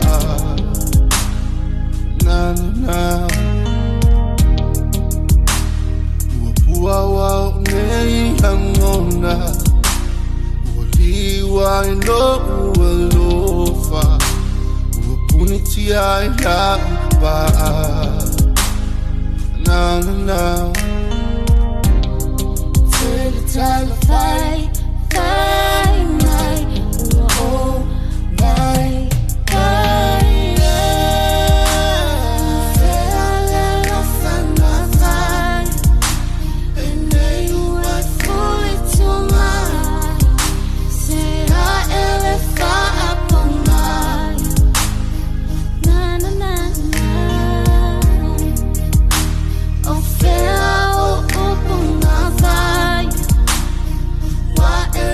Feel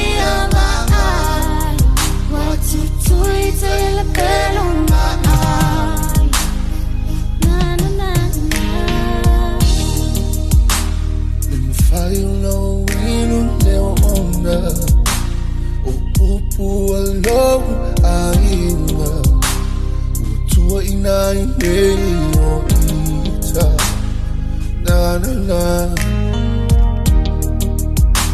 mai mau o e ya ita na ole faluma ina te tala le ta whianga inga na na na Tala fai, fai mai, oh mai, fai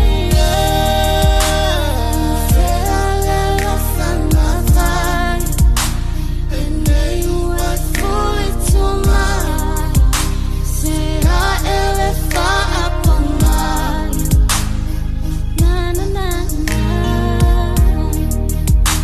oh fair oh upon my fai.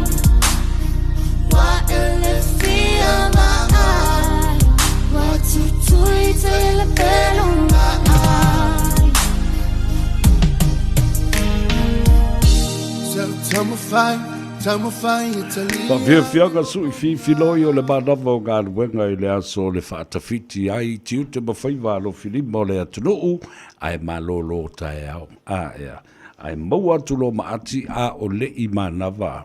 Ia matapunia fo I ngā ruenga ua ngā ngaifo ai whaiwa o le Henderson Cars e le nei aso ati talofa lava. Malolo soi fo manuia waftai fo lo na sai uke loa sa e pisi tele. Ea. Ia malo se fosa vea ia langi mawhi e te whapea. Ana whafoi ina ta polkalame masani I aso vai aso. Ia o lea toi titi mānawa toi o ne minute o na mānawa loa le tūlai uno. Ia o ia le whiwa o lama whai ungaruenga nei aso ai malo lava ngalua. Msalo o manuia mea umai I le nai tua sa so officer. Ioe, whaftai le tua. Faisi umbi o le mātalanoanga ma le sui pāle mea o atua iai no vili atu. Ai, o le mea tau, tele mana o e tuu o e whaamamulu e te alu, ai tele I talanoa I le atunu. I le tūlangalo iai le au unanga ma le tautua le Henderson Cars. Lau silmo mua, e te talo o tūtai au le aso malolo. Ia, whaftaila ma whafsilita vea, ia e tala tātou tai au, ai a whaaso. Ai a whaasola e tapuni le tai au, ai whaso a te tala lai le tasi leo uli, ai mānawa po le lima la fiafi. Ia, mana I alna lewa whaafonga mai le atunu nge ke o usok sisi vai o le kai au po e kere I ala. Ia, la ke alu e vai ia, tunga mau o fita o le Anzac Day le aso a tai au. Ia, ai sau no ia, la se li poti mai le tātou loto ama le whalatawa le Henderson Cars mla na tautua. Ia, o se reporta tu I le tātou Henderson Cars, ia o le pisi masani lava le ale company tawa le I aso uma lava e pisi lava le tautua le Henderson Cars I aso uma lava o no le malo la tunu lo whape o na nga e mei apalai ia mapiki ala so tawale.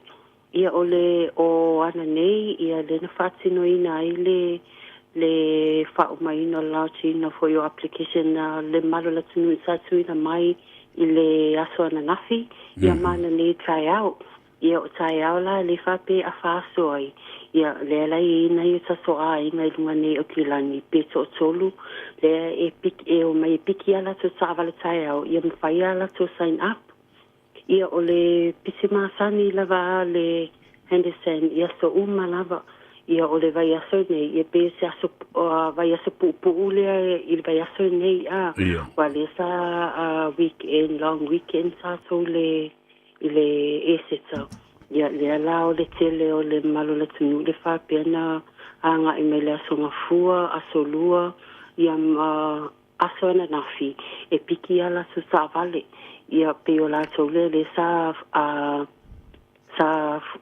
ono le sala ina tato le weekend I weekend ia male holiday ia le ala fato a o mai la so I le aso nafi so lua mla so fua e piki ala so sa vale Ia, malo, whaptai o walandai a vea mua fo I o tātou tangata malanga mamao mai ia Ia, Ia saʻalei, o le tu lava noa mo tasoʻaiga le malaga mamao mai lalo i Wellington ma Christchurch.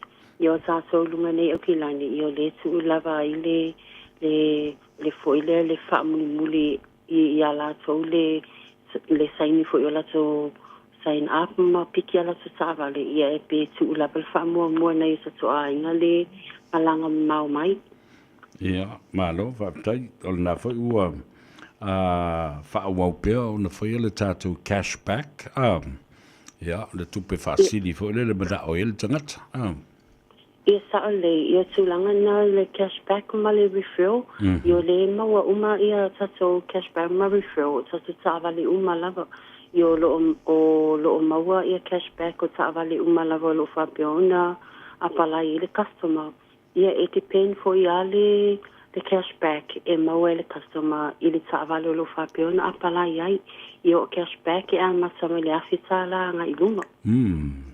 Le tāua tele ia le nāmaenga ia e maise fo i. Ia o le whaawawina pē o le polkalame le nā a whaapea. Apalai le tāwale le tangata lo ola le benefiti po le pensiona. Whai ana i lis tangata e full time e sau fisosoani hina ia whaamalosi ia le tālo sanga po le application. Ia ai alu ingo i lalo le tāwale. Kusape le iso le isengi aia. Ia saʻalei a savea. E tāua tele tūlanga le wa e tāua o no to tele lava o lo ola le benefiti. Ia ai le e talia lava le Henderson Cars ia le benefiti. Ia ai lo ia inga. Ia e mana o mia lava le tangata full time. Ia tangata nei so support. A le tūlanga le pei meni ma tangata e alu e tāwale. Ia e alu lava le ngō o ele te benefiti. Ia o le talia le Henderson Cars se driver's license po le laisene au tāwale. Ia le talia le learner license o laisene fo ile tātou Samoa le talia. Ia ale eiso laisene. Ia o le mawhai ona apalailu tāwale le passport. O le mawhai ona apalailu tāwale le passport. Ia o le whiua waile au nanga le ale Henderson Cars e mawhai ona maso whai ai laisene. E mawhai ona maso convertinga ia laisene fo ile tātou. Ia paule mea o le provide mai o lo passport.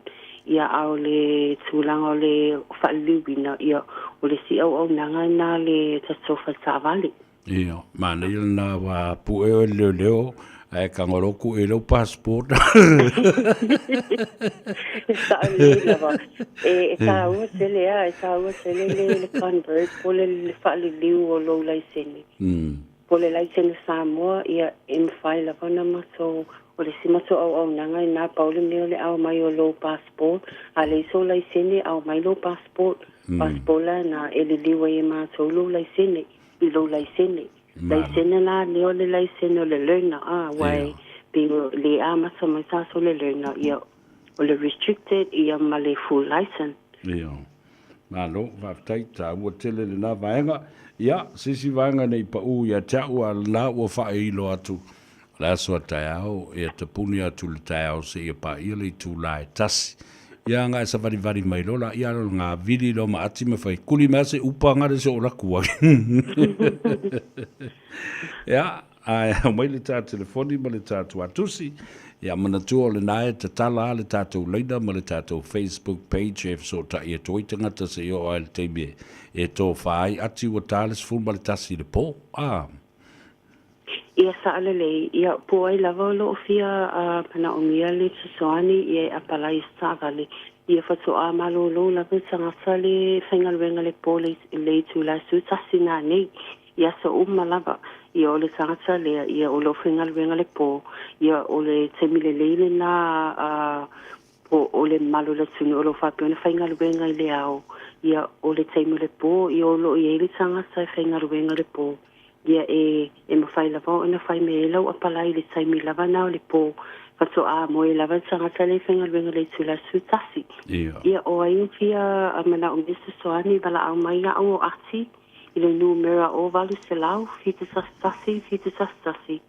Ia po le su sa au mai fo le mato ofisa nei i le Kevin Stripe, i le tasi wa wha, i papasoi tau manikau. Ia pole email sa o mai fo ilunga le maso upenga sa wha ilangi pole maso Facebook page.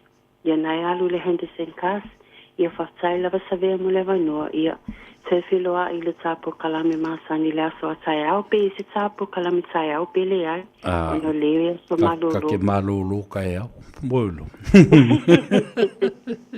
Ia vana i fo ina te i whaila sona, i tapo kalame. Ia le nā whaftei tiri lava ia te oe mo le tala doanga fo i ma le whaalawi loa pea o le au nanga ma le tautua le Henderson Cars nuia tele malolonga ia me se fo i o le saunga le buu le toe tali watu i maunta malawa ma le ainga tā wheloa i le astona i le tāno awa i te maua le sao mo le te minei alofa tele atu manuia tele le nei a fiafa soi fo i au.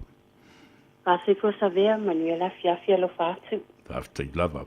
Ia le nā ati mai le tātou whale ta wale le Henderson Cars e te maua i le tuatu si se lau Weaverspool ma le whā Cavendish Drive i nai Papatoetoe i Manukau.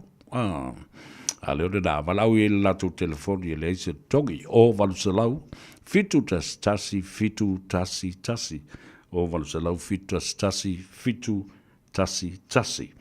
O le ua toi 5 minute o na tāleo le itu la e ono, wha moe o lo o malutia lo soifua a o e ti e lungo le ala tele o lena o maua mai nei i le lipoti tā ua lava i le 5 minute ua tuana i atu. Mana tualanga o leo whitalo loa i fo i le atunu ua ngai i no whanga e o e malo lo i ai. Wha manatu ai i a le Anzac Day, le aso fita o le malo New Zealand ma Australia. O e na tu inatu o la tu suifu e pui ai le saolo tonga ma le saunga le mu ia ma pui ai wha vai o atunu e mai se lava ia New Zealand ma Australia ma le atu Pasifika e au fia i fo i tātou i Samoa le ana u tau whafonga ba iai le fia finei ia a o ma wha soi ma le fionga e le sui pāle mbi o le malo tuto tasi o Samoa le fionga ia tuala te vanga Iosefo Bonifacio o ia fo i leo le te fono ia po o le Palestine fo i o le Returned Soldiers Servicemen Association in Samoa ia o to fa fonga la ia RSA lena o fa tu nei ai ina ia fa ia se fa to fa la inga na le sound o le fionga le sui parmia o le van fa ia fita winga ma fina ua wha le tū la whono, a o le whanua. Na fōa ia tu e O.F. Nelson, ia o le grandfather le nā, o le a fionga i le tamba ainga ia tu o tupua, tama sese efi. O lona grandfather le nā. Fōa ia le fo i le wati, ne whanua le tu o le wati, fōa ia tu iai ma le wharetusi le nā le O.F. Nelson Public Library, ai pipi i mai ale Public Library, i le mea le iai ia le RSA, o le ei mangi wha malama o whai meo waia wala fo ngai, a wafu e kau ai kangaka, e ingu wa o ngā au le koe mōsisi me whakausisi whangupi e kongi ki o akaile, i le meo le afo i le a kingi whangu fo le lua empty, ia kongi e le ulu o sisi kanga kai fusua kanga kai mi a le ala na ta ue le whiunga i le sui palimia. Na o tu fo i isi tangata, wale si fo i tangata le nā le sa ia i le tono le, sa ia i le pati tu le epa ma le HRPP. Ia ma run nai ia lana pisinisi ma fai ai le pā ina. Ia wa run fa pisinisi wa tau le au ia ini tangata o ni fita tuai, ma fita to ina sau te mana tua le to ino sua sa iai, o le ota to mata, o le tua ale na o le fionga ia to mata nora. Ia fa pe fo i sua, sa iai le dava i taimi, o le fionga awa, o le bea ia sa nofu a ia le fionga ia pelota i vau. Fossi Schmidt i o i lona fo i maota le sa ta o le Apollo ia so ia. Po le Apollo sful kasi, po le Apollo sful kolu.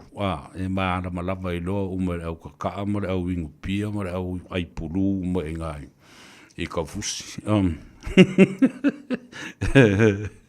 Ia whaka a mai roko inga mā kuanga I le RSA. Ia o tau si sila la iei, o le matau tia. A olo ina mānawa ngā ruenga le ia saki, fo le ia stonai. Mai nai vaitele. Ia tumbu umapasi, e oku ma se vakos koso ma meo I lava lava vo ie. Ia ngā ingu ele I alma mau I ore meo mai iei. O isi e ingu ama whioki e lalo pulu fo ingai kua la resi. I know what o le whingo ka whao mo uiwanga. E ngā e la resi I le tele o tausanga. Pe a mānawa mai le whale tupe a le Pacific Commercial Bank e o I songi aso ia. Ia saulo ina. Ing mo ilo inga. Maka whao mai e vai ia ina. Ia maleto a tele o le au pamu.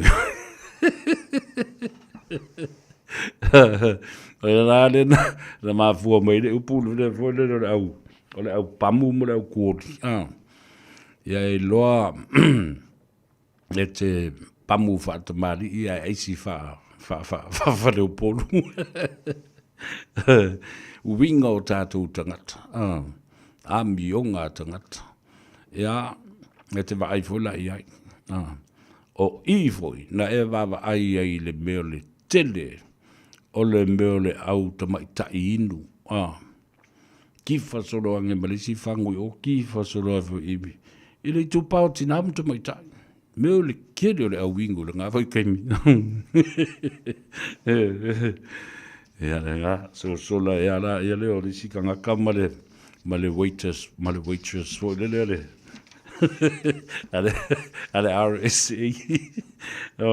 Ka o kai mtua I maadi eo. Ia tō wawa aila I. O le whale te tau o na matua to e whausia le lei lo na tūlanga o le mamalu. E mana tua ai e peo se whale mata anga e anga I ai. O nai tustu singa o nai wha maumonga o ata. O fita o tō I ina. Ioi. Ia o leima se mea whapena. A wo whai marau piriaki. E tā ua te le lei ai o lau piriaki. Ia lau piriaki. Fo ngā e tui e resi le kiu. E ku I e resi u wha malo e resi ia leo ngarima. Fo le poro piriaki. E ku I e rengu ko resi. E ka e le mare ulu resi. E le matua maadi o me tupu ina.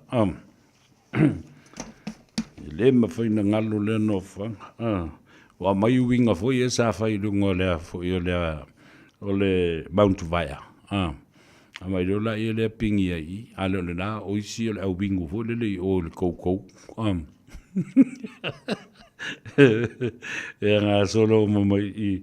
Pe I tā ua lunga mea I le RSA. Ia, le nā la leo a whafonga mai le tanu. A tono se swing of fou ia, leo tu lai mai tei fou e. E wawa ai, e matilo, le tala wha solopito, ma le tā ua tele, o lea noa fuanga. The Return Service Association building was dedicated to the lives of those who served and put their lives on the line to protect our freedom and our Constitution. Beautiful. The least that we forget. Our fallen soldiers, the men and women, the brave men and women of Samoa and the Pacific, New Zealand and Australia during the war in Kalibali, Turkey in 1915. Tāua le nā whanongolongo mai ia tātou whanau mai wui. Mam, lale kaua le ngau i Samoa I la fiva se lau sifuru wa le lima, o le tau o le nā. I lea fo I lea tunu o le nā. O Turkey, o Taki. A le whai ngō isanga ata o Turkey. A whamai a o ngā le kongu o ngā o le muri pipi. Turkey tail. A talo whailunga le tātou api e whaulinga alo. Ia ia nei e tātou paanga. O le plestene o le auso whaarawhani Amelia Whamoana. A loso I fōman via Amelia Whawhawina Tānielu, mai Papa Toitoe, whaafetai a Mosa, mai Melbourne, Australia, ia whapena whoilo tua whina Fortino Josefa, ia male te mai ta ia Erolini, le uso ia vaisinga no. Ia maisele tātou ta bamatua, le fionga ia Masoe, a Tauli Josefa, ia whapea fwoi ia sio tātou ankole a tui mawalunga. Tauli Josefa Malefaletua pe a whai o iei pea la ta whaonga mele la e vai vanga i au ki lani i New Zealand nei. Ia, whatalo whātu le ia tau savea i hate utou. O Alfred Moa Whanua, watching you from Oakley, California, le ataua. Whapena fwoi i angalulolo motunu usiva. O Marie David Oscar, talo wha Marie, o mai. Ia, whapea fwoi i le tamaitai o Sean Felton. Ino sia Fatumiti Soli, talo lava, Marie David Oscar, watching you from where? Ia, talo whali Marie. O Lepa Malaysia, o Marie Lesina Tavae, watching you from Sydney, le ataua, Seu Leota. Ia, whapea fwoi ia... Oile, Rosalia La Fonga, Talofa Rosalia. Yeah. Share our program. Press the like button, share our program. Talofa Sina Leo, Rosita Fongwina, Onu Sala Ropati, Colleen Torrea, Talofa Lavata Maitai, Oile. Aunese Corrine, Da Vinci Leonard, yeah, Vaile Woma Ilunga. O Filimele Lei Tony Senonu, Talafalava, Malol Seifu Manuia, share our program. E ala mata upu leo te vatupea a mata maile vai asuna se ima vai atu nei. Se i o maile teimile nei, taluna taunu o maile tangata whaasala laule mai Australia mai Melbourne. Le ala e sa ili atu ilunga i au kilani nei, a le whaalongo lea ua i lalo i Wellington. Asa tauna whapea lunga nei au kilani o loa. Ina ia a yeisi si wau umana o tusi atu iai. Ilana polo kalame. Ma whaafsota i atu fo iai. Ma tu atu iai lau telefoni. Canada. So mai, sau. Tau e whai mai sau tala. Awa tele mai au tala i la lo po whea lava le meo e lafi ai waide i lo atu. Na e whai lau polo kalame. Sau e whai mai sau tala i tusi nei o lo i a te au. Ia lo sa ili masu e mai ei oe e a inga Samoa mai Melbourne ma Brisbane. E oe, te le ta ua tūle mea o lo su e oe ae le o se mea le lei. Nā no whapena tu sau, whai sau tala. Ia, there are two sides of the coin, but o le au mai. E le ngata o le tusi, o le tōtonga o le tusi ma le ano whale o le tusi mai ai mali siti e whaamauni ai mea nei. Sau la oe whai mai sau tala. Oe, tu atu le awanoa le nā. O lua tasi, lua iwa whaafi, tu iwa lua fitu. Au ai la o tōu nai tau muri pungi sa ele tama le nā. Whai ai, toli, alu e wala au sa vea le nā le ma. Whai sau tala ia le a taua manuele i o oa i le taimi. Au te liliua ilo u tu taula haitu. O olo mata upu i le isi ofisa. I le ofisa i la tau e whaita ai. Ia ona mātanga i la ia lea. Ia wai le toi eise mea lilo i la lope a o ina. Ai mana ia le whaimbai o se tala. O tau ia tau mulimuli i le tamale na.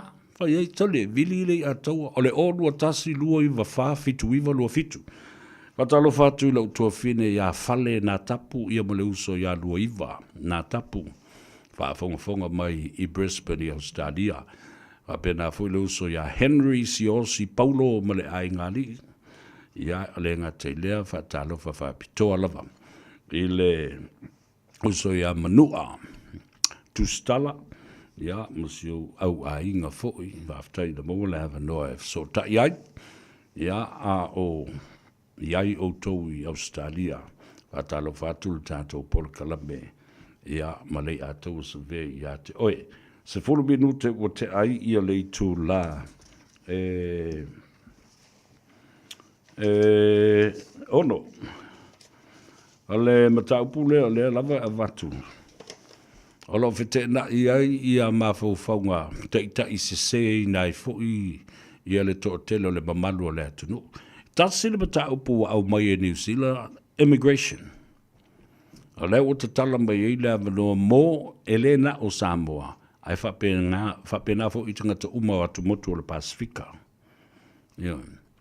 Lua tausanga mi whailo multiple visa and multiple travel. Yeah, and up to 6 months stay. Ono masina mi whaiona e nofo i le teimi e te malanga mai ai. Aole ia tole ono masina o te tau le toi fo i Samoa koe ka penga mai. Lau whai ngā malanga mo risi ono masina. O lono winga la. E ese le tā ua tele o le whaamurianga wa mai mo i tātou. Au le whinau mai isi au vale. Ia ta ilo iai. Whe mai e mana i atu ia i lātou. Leo mai le bea le tau o le free emergency visa. Ele i approve ma le italiaina e New Zealand le mea le nā. E tele mafuanga leo na uwhai atu. E whaingata o na talia e New Zealand le mata upule na o le free emergency visa aisea. Langa fo i tātou te pepelo i ma alo whanga ma sori le tū la whono. Nā le fia sau ala tangata, ia wata watu le me, le tangata le uoti.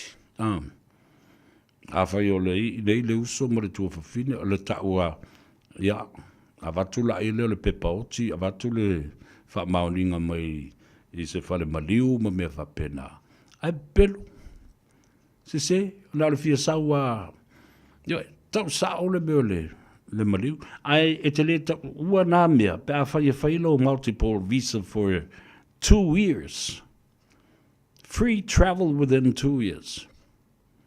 Anytime. Mai le vālea New Zealand. E tu ina tuai i a te oe, whaamanuanga umana e lua i le teimi atasi. They can't give you the 12 months, the 24 months multiple visa and giving you the chance to be on a free emergency visa. You either have one or the other. You can't have both of them at the same time. Make up your mind. Alala na leo no whai atu. Tātou i ia. Ma tātou taliaina. O e whai le visa le nā lua tau sanga. Nai lo mana tua la sau ia pepelo le matanga ruanga New Zealand immigration letter sau i le a fo i le mele emergency. Everything is going to be an emergency. Pato le ia inga la sau nei la lope a fai le mele na. What is emergency? What kind of emergency o le a matu o tu wali so pe mita fa fo se i te sau.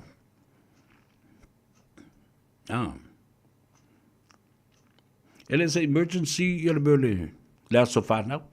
Ele is emergency ia le mele whaipoiponga. O le emergency le oti. Masalo na paulu na o le emergency italiaina. Ala whaafia na whioti tangata o le tau ainga la a uma tangata na whaafioki.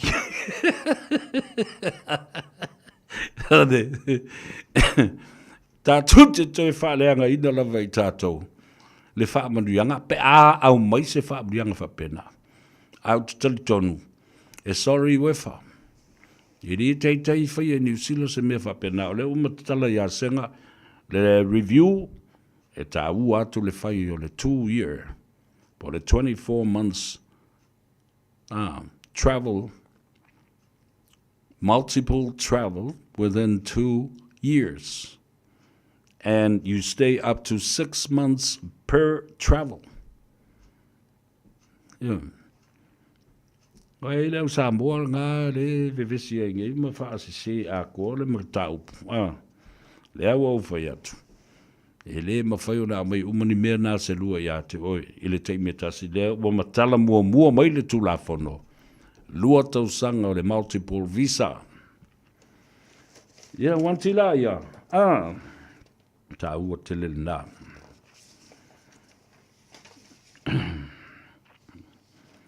au fia lava ana le la. Ina o au whaalongo atu. Tua malosi lava le whinaunga ale matanga aruenga o leo I Samoa. Malato matua I whina wai le tulafono ina ia tau fia to stop bail variations for Mr. Roderick Mackenzie of Pango Pango, American Samoa. I say, I no fi le mele na. Tangata lea matautia whai pisi nisi o leo, o tau fia nei. I lalo le vainga leo. Talua na taunu o mai le lua masina o tuana I atu. Le uta, o le pusa o loa eo mai e tonu, male se fulu kilo kalamba, o le aisa. O tau vavaie. O le tuai ngā tupe maua I le se fulu kilo kalamba o le aisa le nā po o le cocaine. E lata I le iwa tesi ma le lima o toi titi lava se fulu miliona ta lalo na street value pe a whaatau sa vali I lunga le awara. Ioi. O mano whaakanga pepa e whaakau sa vali e kamuki. Uto wawa I le a fianga o iei a tātou whanau. Tau I fusu solo le awala ma fuki ulu fa finge ma kamuki ma kengeki. Ova le aisa. Tua pei o le whaakaunga le meo le afikusi fo, I lele ma meo pulu e valu, ele pāku o le kangaka. E matau tia. Ia malana pisinisi na le supermarket I loto pā. Maua tua I malista mai tai, malisi tangata whaingaruenga. E matau tia. So, Roderick Mackenzie of Pango Pango has a supermarket in Lotopa. Has been denied bail, conditions and variations to leave Samoa. Voilà, e miu valea e mai. E mai e miu valea. Charged with smuggling 10 kilos of cocaine from American Samoa to Apia. Makau kia lava. 10 kilos of cocaine is worth almost $10 million Samoan tala for its street value. And how many lives are going to be affected and impacted negatively with smoking and inhaling ice?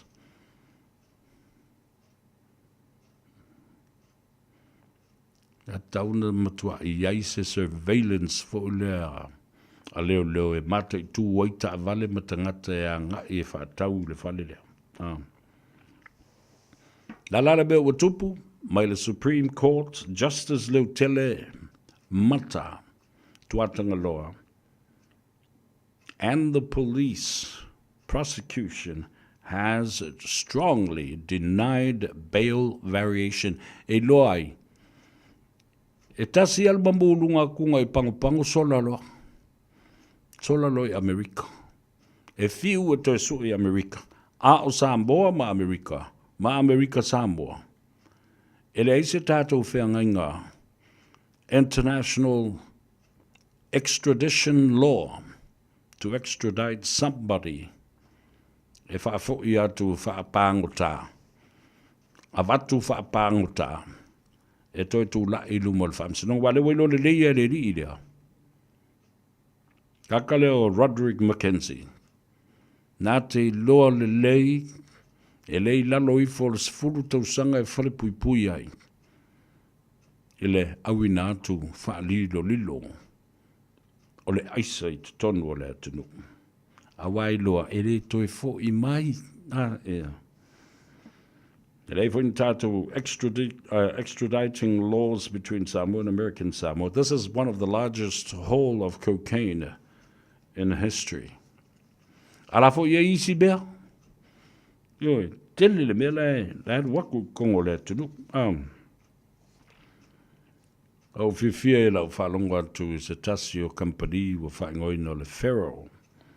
Wiring Limited I tono Samoa wa taluna ave ese I le company folelo ya ole ya saki wa kasi ngā kampangi e kele yo la kofusuanga e whai i le RSA. Ngā uma o ngā iu, o whalelo o ngā ruenga, futi lo e lunga le pasi, e palasi uma tua. I le sifi le nao le astonai, i o le RSA. Ia ngā koe ala ia le ewa le ka e ide e ia mo la ko se vai paki paki fo le ma i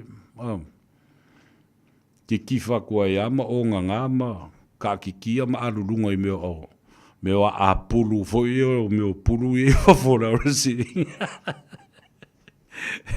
a isi aku ka oko i lunga whaala lava solo i lunga o meo lau fo i whakau i a kau i a e usu mai ia le au whangoka le kai au fo le fola la kau i o la ka kikia ko i kanka i lungo o lau launga ia mai whaifu sua e whawhango ko i lunga e o e se mare me whakau i ai whaali li ima whaali mai whaifu sua anga male au whakau i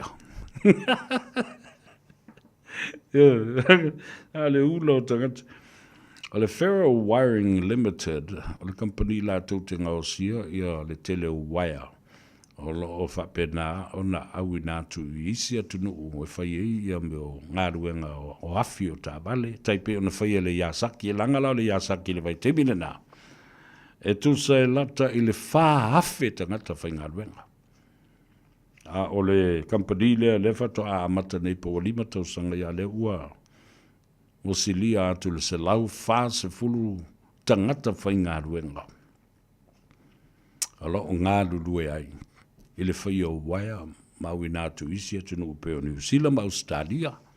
Mo wai ngā ruenga o tātou tangata ai whemai. E ko la ai ki a kama e ngā lulue ai. Ai kere ai kama i kai. Tina mata mai ta. Tere rola pos kampangi palangi pos kampangi e saika. A le lipoti le na o mai. Me sili atu ma le wha mauni le sili le 2 miliona tala. Wa sa atu i le te mau a inga whaaloto I whale, the local economy. 20 million Samoan tala has been poured into the local community economy of Samoa. Tai mana ia. Ia nena. Tala fia wa lewa tele tausanga talu ona fausia ia mai ai ia meo whale mata te tele na. The 3 Grand Slam stadiums I le Apia Park I Mota.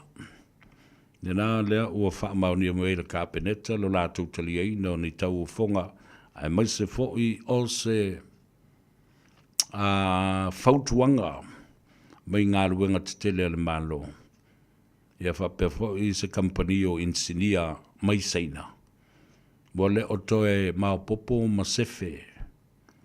Mo le whaunga ina e tangata lau tele lono winga a tūmulunga. Wha I le mamafa o si mafo I le nae whai inu fua ma. Mas kepu ma le alu ilunga. A le mamafa fo I la o tangata e fia afes se e ma saufa whai ai. E te ia ua solo I fo I lalo le whale.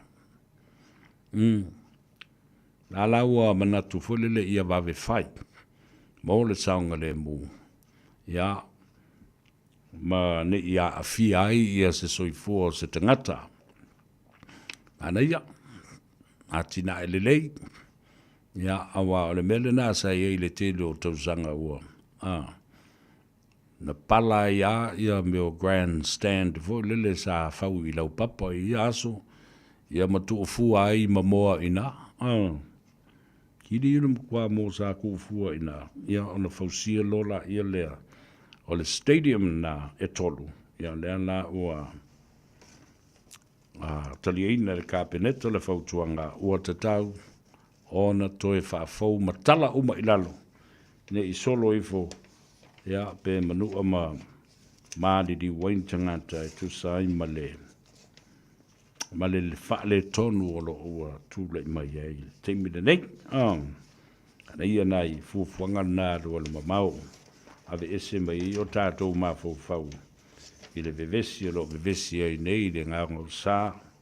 Ni awha pēr fo I ia le tūlanga o lo iei le ngasi o malo i le tātou o tunu. Matai sao lo o whaamuri mai i o tātou ainga i Samoa. Peo rau tala doa tua i le pō na pō. Mai o te manatu, e o i le aso tona i e te tala i le tātou leina. Ina ia au malu manongi o fina ngalo ma le tō whā a le atunu. E winga i le mata upule nei. E a vea fo i masatu ua lalo ma fautuanga. Ia i la tau o lo wha sa o sao i o tātou a inga poto i te tono o Samoa. A o lo i le teimi o le a fina ngalo ai le a inga poto e whaia. Ma wha soa ni suafa matai, ma whaia ni saufa inga o le wha tupu ma le wha ulu. E te tau o na lava lau tau tāpenanga. E te tau o na wha tumu pū whango ta umo i tū pai. E tau le suafa. A oari ungo ni wha amsinonga ua ota oto. Ua umani saini ngā lima ma le mari lienga ua whai. Pe toe whea ia i tū pai. I le suafa. Po o ai e longo pe a o le a whama i te matalo ni nofo le i tū pai ma le i tū pai wa le tele na o le mea. Tasi le suafa, 5, 6, fitu i tū pai. Ai tasi le suafa. E au uma i le suafa. Ai inga ma whaavai wa uma na whaata oto mai e o tātou au ngā mātua ua whai langi le wholaunga. Ina ia tausi ai le file mo. Ma tātou whealo whani, ma whe mala mai. I le mea te tau na whai. E pule le tū pai le nei i teimi whai ei a mātou nofu. Pule foi le tū pai le o. A le suafa la vai tasi. A le ala le whainga e ta oto iai. Le whainga whaavai na whai e tātou mātua. Mātou te le toi a ia atu le whainga o autou nofo. A o ta oto ele sengi ni ngā lima. Nā o na mātou whailo atu ia mātou nofo i e whai. Pe fia foi. Wa tasi le nā vaenga ala i o le vevesi. O le ua malama le lei le toi whea ia ai. A o le whainu mera o tangata o le ana nofo. La saun whawai. A whaini nofo e ngata le se furu. I le matai po le suafa e tasi. Se fulu matai le nei tū pai. Pe se fulu ia pai.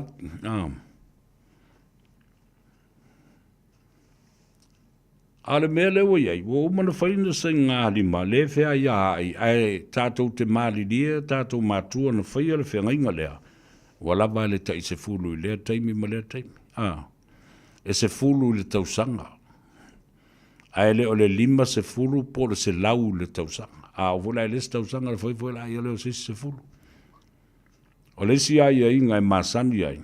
E le whea ia ai, tātou te māli lia le se fulu nofo. E ama tātou māli lia whaatasi tātou te le whea ia ai, ai a whai o tau nofo, longo mai mātou te atu e whapa ia au tau nofo. Longo ai malesi tū pai lele. Longo uma i tū pai 5, pe 6, pe 7, pe 4 lava i tū pai. E ala na utala noa tu le mata upule nei. Leanga e ti ngā. O mata upu foi nei tātou te leto e wheiloa i ei maista ngata o tātou ainga. Mole vanko ngofo le ainga e kuke le mārma lama i le whaavai. Ang ko manga o loi whai ngofo kou ka vili mai mga inga i aku ngofo maka o mai saonga o ngofo. Alela ua aku i Samoa. Daile ilo ngoa le si ku pai. La ke i mai. Ala ua umana whai ma whaata oto ala fua ma whainga whaavai. E leisi si toi tau fia ma whea ia i mea ia ai ole mele awa whata. Ma le whe oe a i langa e tasi le swafa. Tātou te au uma iai. Alala le nā Samoa i lau whaafonga. I sia uangi atu. Ia tā ua le tu o lalo le nei. o tau o lo whasao I a inga. Manu mai tu malo I Samoa. Make sure you do your due diligence. Ia whaia lautou ngā ruenga. Mai ae amale mā ele ngā ina ia whaamali e ina umatangata e tau le swafa. Au ale whai mea whapito. Ioe. Wa ole tele ia. O patatua māta ngā. Ma le whainga tā. Ma le matui tui. E tū la I mai ai. E misa ai ma whewai ai a inga. A o le nei ai tū pai e umalo o tangata I New Zealand, Amerika, Hawaii, po whea lama lolangi nā la I mai ai. E le toi tali mai pe toi vili mai se mea. Kau ke whiu e vili aku e toi whafso ta I se mea, mai sauri mai whai kou mea. Ako ke leo kua kou wha maka ngā a inga keli. No nofo atu nei ma ngā lulue, ma lafo atu ma whaile ngā luenga. Le tau tua ai tau malele. Aia. Tu te le wha maoni le tau singo le tātou ai ngai Samoa. Tau te le so tai. Ma tau si le vāna nofo I nā. Ia lau makua kungei. A ngai le hanga ma pi o pā solo ngā mea. Ia lau waka ofi mai ka kongofu. Tai toru afe le nofo. Lua I e te tele. Lua pe tolu au sua o tāpenanga o tōtonga o sua. Awaia, e te le nuu, te le tu malo, e iai malo usu. Mai sa la whai wale lalolangi atoa ma le atu nuu, te le nale. A inga paolo mga wha uo mai masani.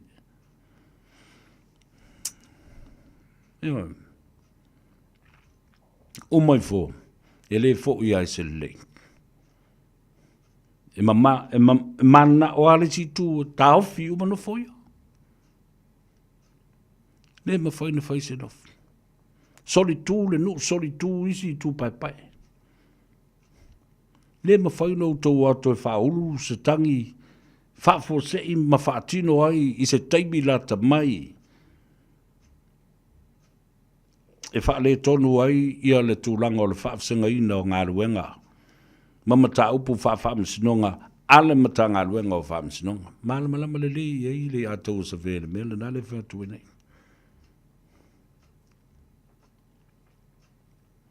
Wa leva foi. Wa le mele na fai. A mali die uma iai. Ne uma fa salalau tolu masino fa salalau nofo. Ele sa vale.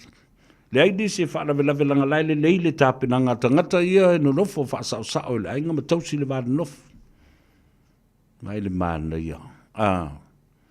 Mele nice and prettyful and beautiful.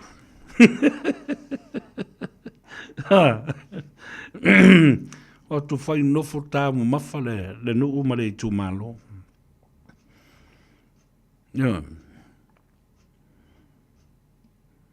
Tali tonga. Ma fai wha longa ma tau tia. Ae le anga le me mata ngā. Le mata o maa siasi le tilo mai le larangi ma le tu malo. Lale na oe fai nofo a kunga I onga o a. Re ngofo a pofo. Ia tātou tali e. Ae le anga le me e matui ma le tinga. Tia I ngā luenga I nei.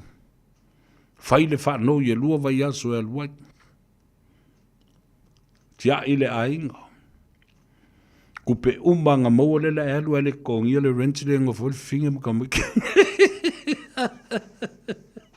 E sau e se makai I Samoa a wakosor ka vale.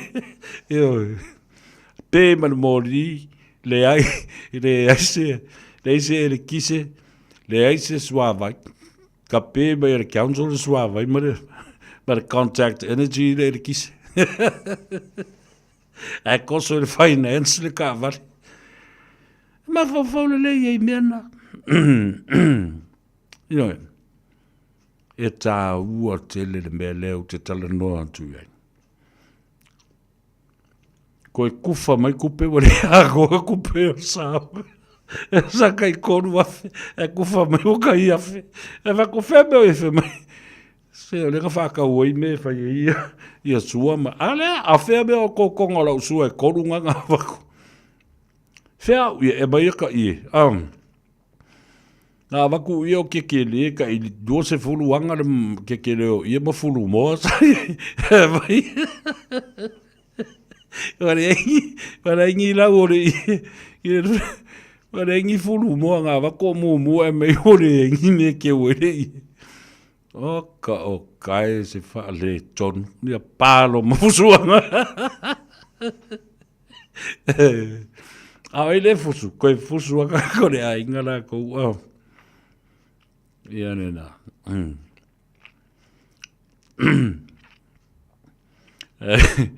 E whai atu le whautuanga le sao ala inga e oso mai le kaure le renga sau mangi usila. E sau e afo i. Sau e whai lana nofo a leu le whela ngofo. E whai mai. O e le whasau sao ka kon ku ke o loku pole o inga. E kuri a kuro finge fasiro ko lua. Aur ko lua sao. Ai. Se nga o mea maalia, mea leo te whea tu neo le tātou te tali ye. But if you really think about it, it hits home. And it is very sad to see such an event if it ever happens this way. You know, mai lola, I leo te ngata leo toi fo'i. Fo'i mai New Zealand, fo'i mai o Amerika, o atu Australia. Atu lai whātali tali mai ala tau e karesia. Kari mene whaiwhia au. Ia ua, ia la ua wha leo mai ai o le ia fo ia, le fo i le ingoa makai le ngā o e whai mai. Mai kuangiu, ia fio mai a kuangiu. Fio mai la palapa. Ia leo a fio mai le sunga e rausa lako. Mai i whai ki ngofo e whakoi wai e whai mai. E rofu koe whai ngoa kai ngā ingo. I whai e se makai. O mai ma le wha noa noa ma le wha vau vau. E mulinga le oki ngā oai.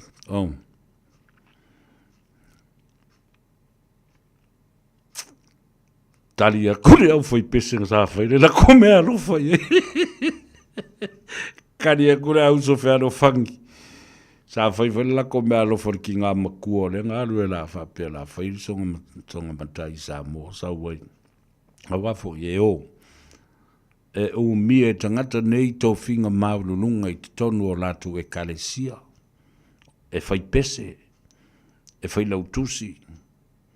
Mali talutanunga o le whaaya ea o lātu ainga I swafu matai nei. O le a tili mamalu ai o lātu tō whinga mga luenga. Mō lātu tamali anga I te tonu o le kalesia. O launa no ufo I lea. E saulo whai leo. Sau whaire.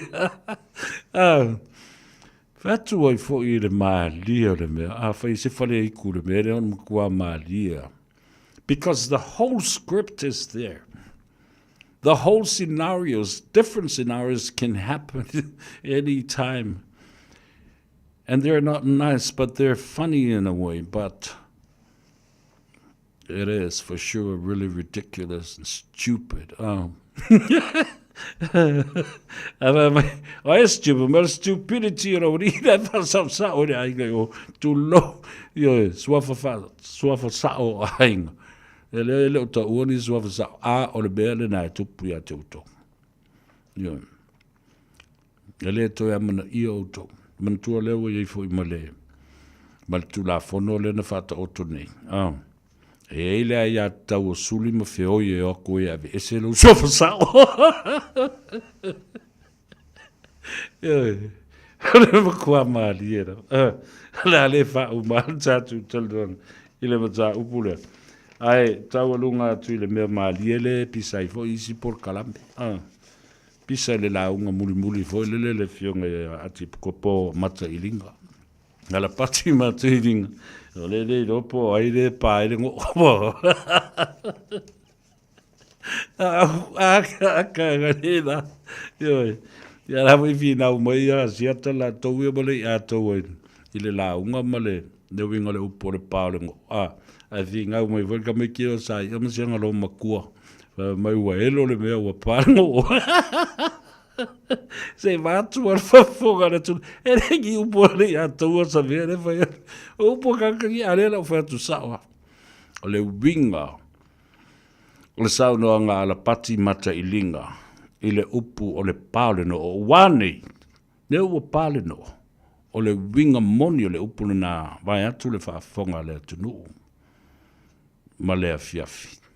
O le winga o le sau noa ngā le vio, o le pāle no o le refer I ai I le sau noa ngā ala pati mata I linga ua whai I langi le fōlonga tulou. O le pāle no, o le tuli ese o tuila epa mai le tofi pare mia, ma le malolo lana whainga malo le HRPP, o le winga le nā. Ai le o seisi au inga le episa ingi, le o me ua pare me ua elo le ama. Au tau whaafonga la I ai. This is part of literature and also part of the English text. The content and the context, the metaphoric comparison of what was been said in that statement refers to Prime Ministership has been scrapped from Tuila Epa. His political party lost the election. That's what it meant. Ua tuli ma le tofi pare mia, o le toi pare mia lua. Ua malolo, ma whaia ina, nana whainga malo, ma le pāti I le palota. O le whainga ofie I o le whauinga ino le mea, a le pisa o ia. Ska mai ki kile o sai, ama sionga, sianga ma ilo mkua le o shawa ma fire station. Ai vai le leo leo wa ringa mai wo me le wo. Ana o atama ma pesani talo fai. Ia ona wo ola le mata upu le fai mai. O le la unga le fionga ile ati po. Ala pati mata ilinga, ma le otengia ina o tuila epa. Wale me ta o te ngia. Lai o te ngia mai ele tama wha le anganga. Lai ana whai mai ale tau roa ngā mata I linga. Ai le tu malo. Wha longo mai I a te o a uolo tama wha le anganga o lea o te avatu le tu o lalo mo le whautuanga I a te oe. O le whautuanga le nā. Wha mamulu le tofi pāle mia leo se tofi a lau tau a inga ma lau tau I tu malo. Sawi ma le upu leo le pāle no, o wā ne ua pāle no. Le winga nā le upu. Stripped of the Prime Ministership and to lose the election of 2021. Iana sa waila ele mal melena wa fo ile wa maliu lo mata ilinga wa tu malo le tama ale le fionga ile ati kupo ia ai sa lo matu le epa faila na tala fa mai wa umana faila I fonga ale ati kupo na pulo ile fo ile I tonga I lumo lo na fale le tau le tolu le vaveo. Ana le maliua matu malo ia mata ilinga. Ele whai le tala rai. Ia o ai e toi tali mai. Pa pe toi tali mai lau whai ilangi le wholongo o tu malo ia le. Io. Ne mea la nau te whatu e le mawhawhau tangata nei in terms of the time frame and the timing. Matailinga will never respond because he's already dead and died and passed away. A leo sau tu le pai ana peo no fai atu a o se mea sao.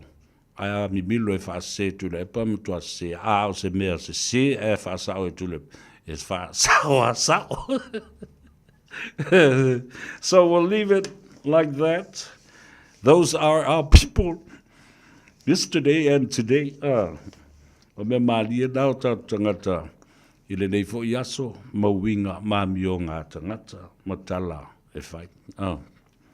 Ai lofa mai le tua vai lua tusa so tātou maduia. Anga lei le tua i lautou maftanga ma le fionga ia teito, taloto, taleni. I le nei a fiafa, ma ngala fo i se leo leo ona.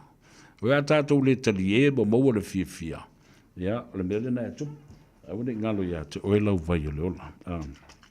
O le a le kele o ngi mau mea ma le ngasu mo le a. A le maua le tātou wola fia. Tātou wola matau. Ka ko foi me fia. E mo el ka ko malos. Me vai sa vai ole ola. All watasi lua I va fa fitu iva lua fitu lu merana le atou severa. Ai anga I umba I o le tatou marketi sfuma le tolu Lappington Road. Maunta I malai funga one. Fio ai le fio ngai atuala le saoli. Tawa ole a malefale tua ia peka o ina e te maua I lau vai. So se teimi. Sfun Maltolu, Lappington Road, I nai o Tarafa te atu lo fionga tuala, malefale tua ia peka. Ia, mo le wha vanga ina o le nofuanga. Mauta male malai. Ia, wanga I atu e, masulu wha I atu e tangate, moele na tau vai o leola. Ia, whapena fo I ona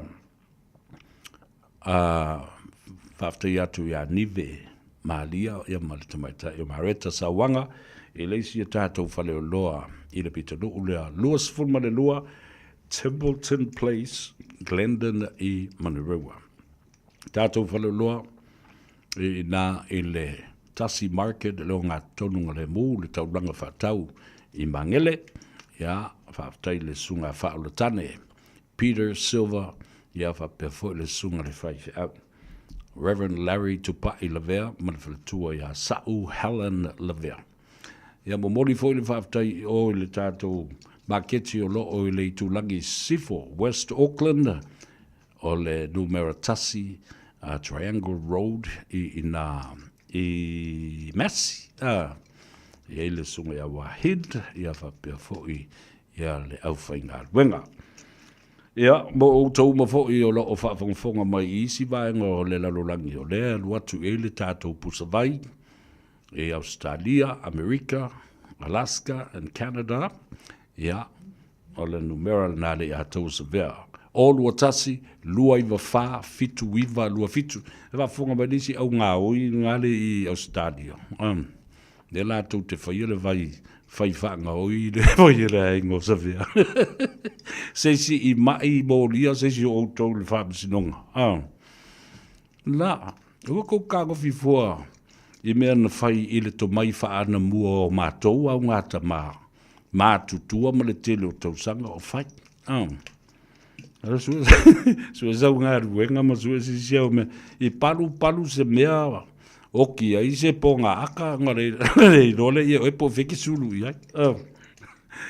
Ia wala aule. O lua tasi lua iwa wha fitu iwa lua fitu. Ia, ria tele lindei e fiafi. Tātou o sua se pese ale a tau sa ve wha mai a ele tātou porkalami. Ia ma tātou tau ma mai e foi I lindei e fiafi. Ia anga le leile tua. Ma pui longa le ala tele mo I lātou o lo anga I atu mo le sifi pō. Ia ma I lātou o ngā ifo lātou whaiva.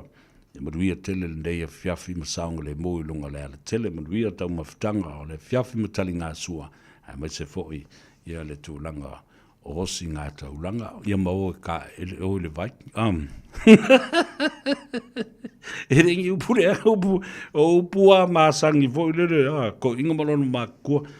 No for to love mai lo ai o le vai o mai lola ia le fiska ko loku ma fai ma lau ka ko me ai upu masani nai to ina mo le matua lo mato tina pele o lo fa longo ma aka I mai Samoa le ulua ia le I la fai tele so alo fa pale mata o le alofa la vea o lo fa longo mai lo fa tu mam ya fa pena fo I le tatu tina anti fa la lave afa masanga poela ulu ma le mai tai o Yvonne Ash Yvonne ia mauto umba I le tatu ainga ka huku I la ie I Hawaii o hahu ya fa pena fo I ona a vea fo le nei a fiafi toi momoli e tuai fa mai senga ma mo onga le lei ma fa ma fananga I lau fionga le li loia ma ta feo George Latu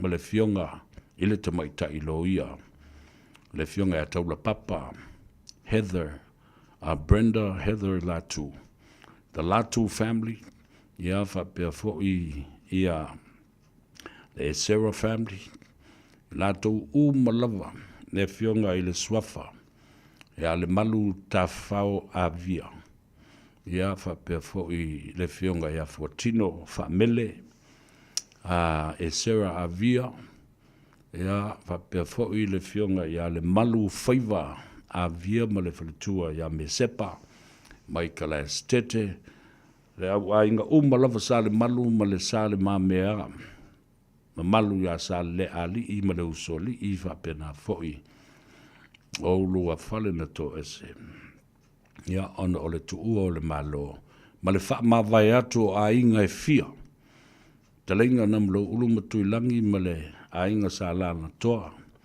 le lua ma o nalo ma le mamalu I to e pui puia le malae ma le maunta I fui fatu ia fa pe fo I mamalu sa mali e toa mango ma li usu fanua ma le lawa ulua pui puinga ma upu ia te oe sa fotu la fai ma le fa sale anga I le fa ma vai atu I se sauninga fa le malo no le levo le tautua le nei fo itina o le tausala ma le aunga fa pae o Samoa le fionga po le ftelenga ia namulo ulu ne tina avia e Sarah Latu Ivas ful ma le tolu tausanga le soifua o na sauninga fa le ainga lo fai le pole nei ya ai tau walunga le sauninga fa le malo ma se moli mau le malo le aso atai au le ngalue ma le soifua tautua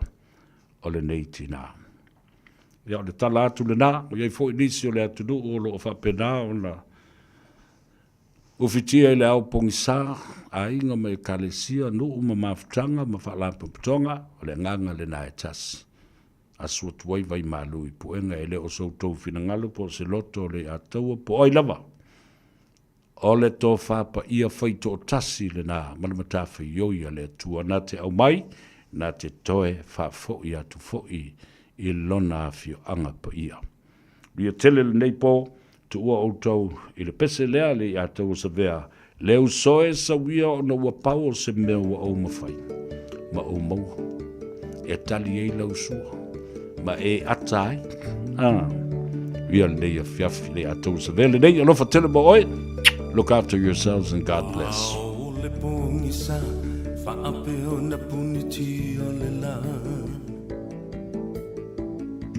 Awa o le langi o le timu fo I le muta o fitio la muela o tofai maloi mata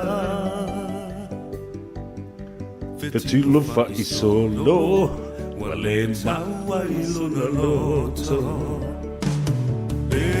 so esa wia o le vai no lea e te tau mawhaina Kapu mai le pauno le whaamalu lea ua e la ina Ia whaamali e ina Pau o se mea ua au mawaina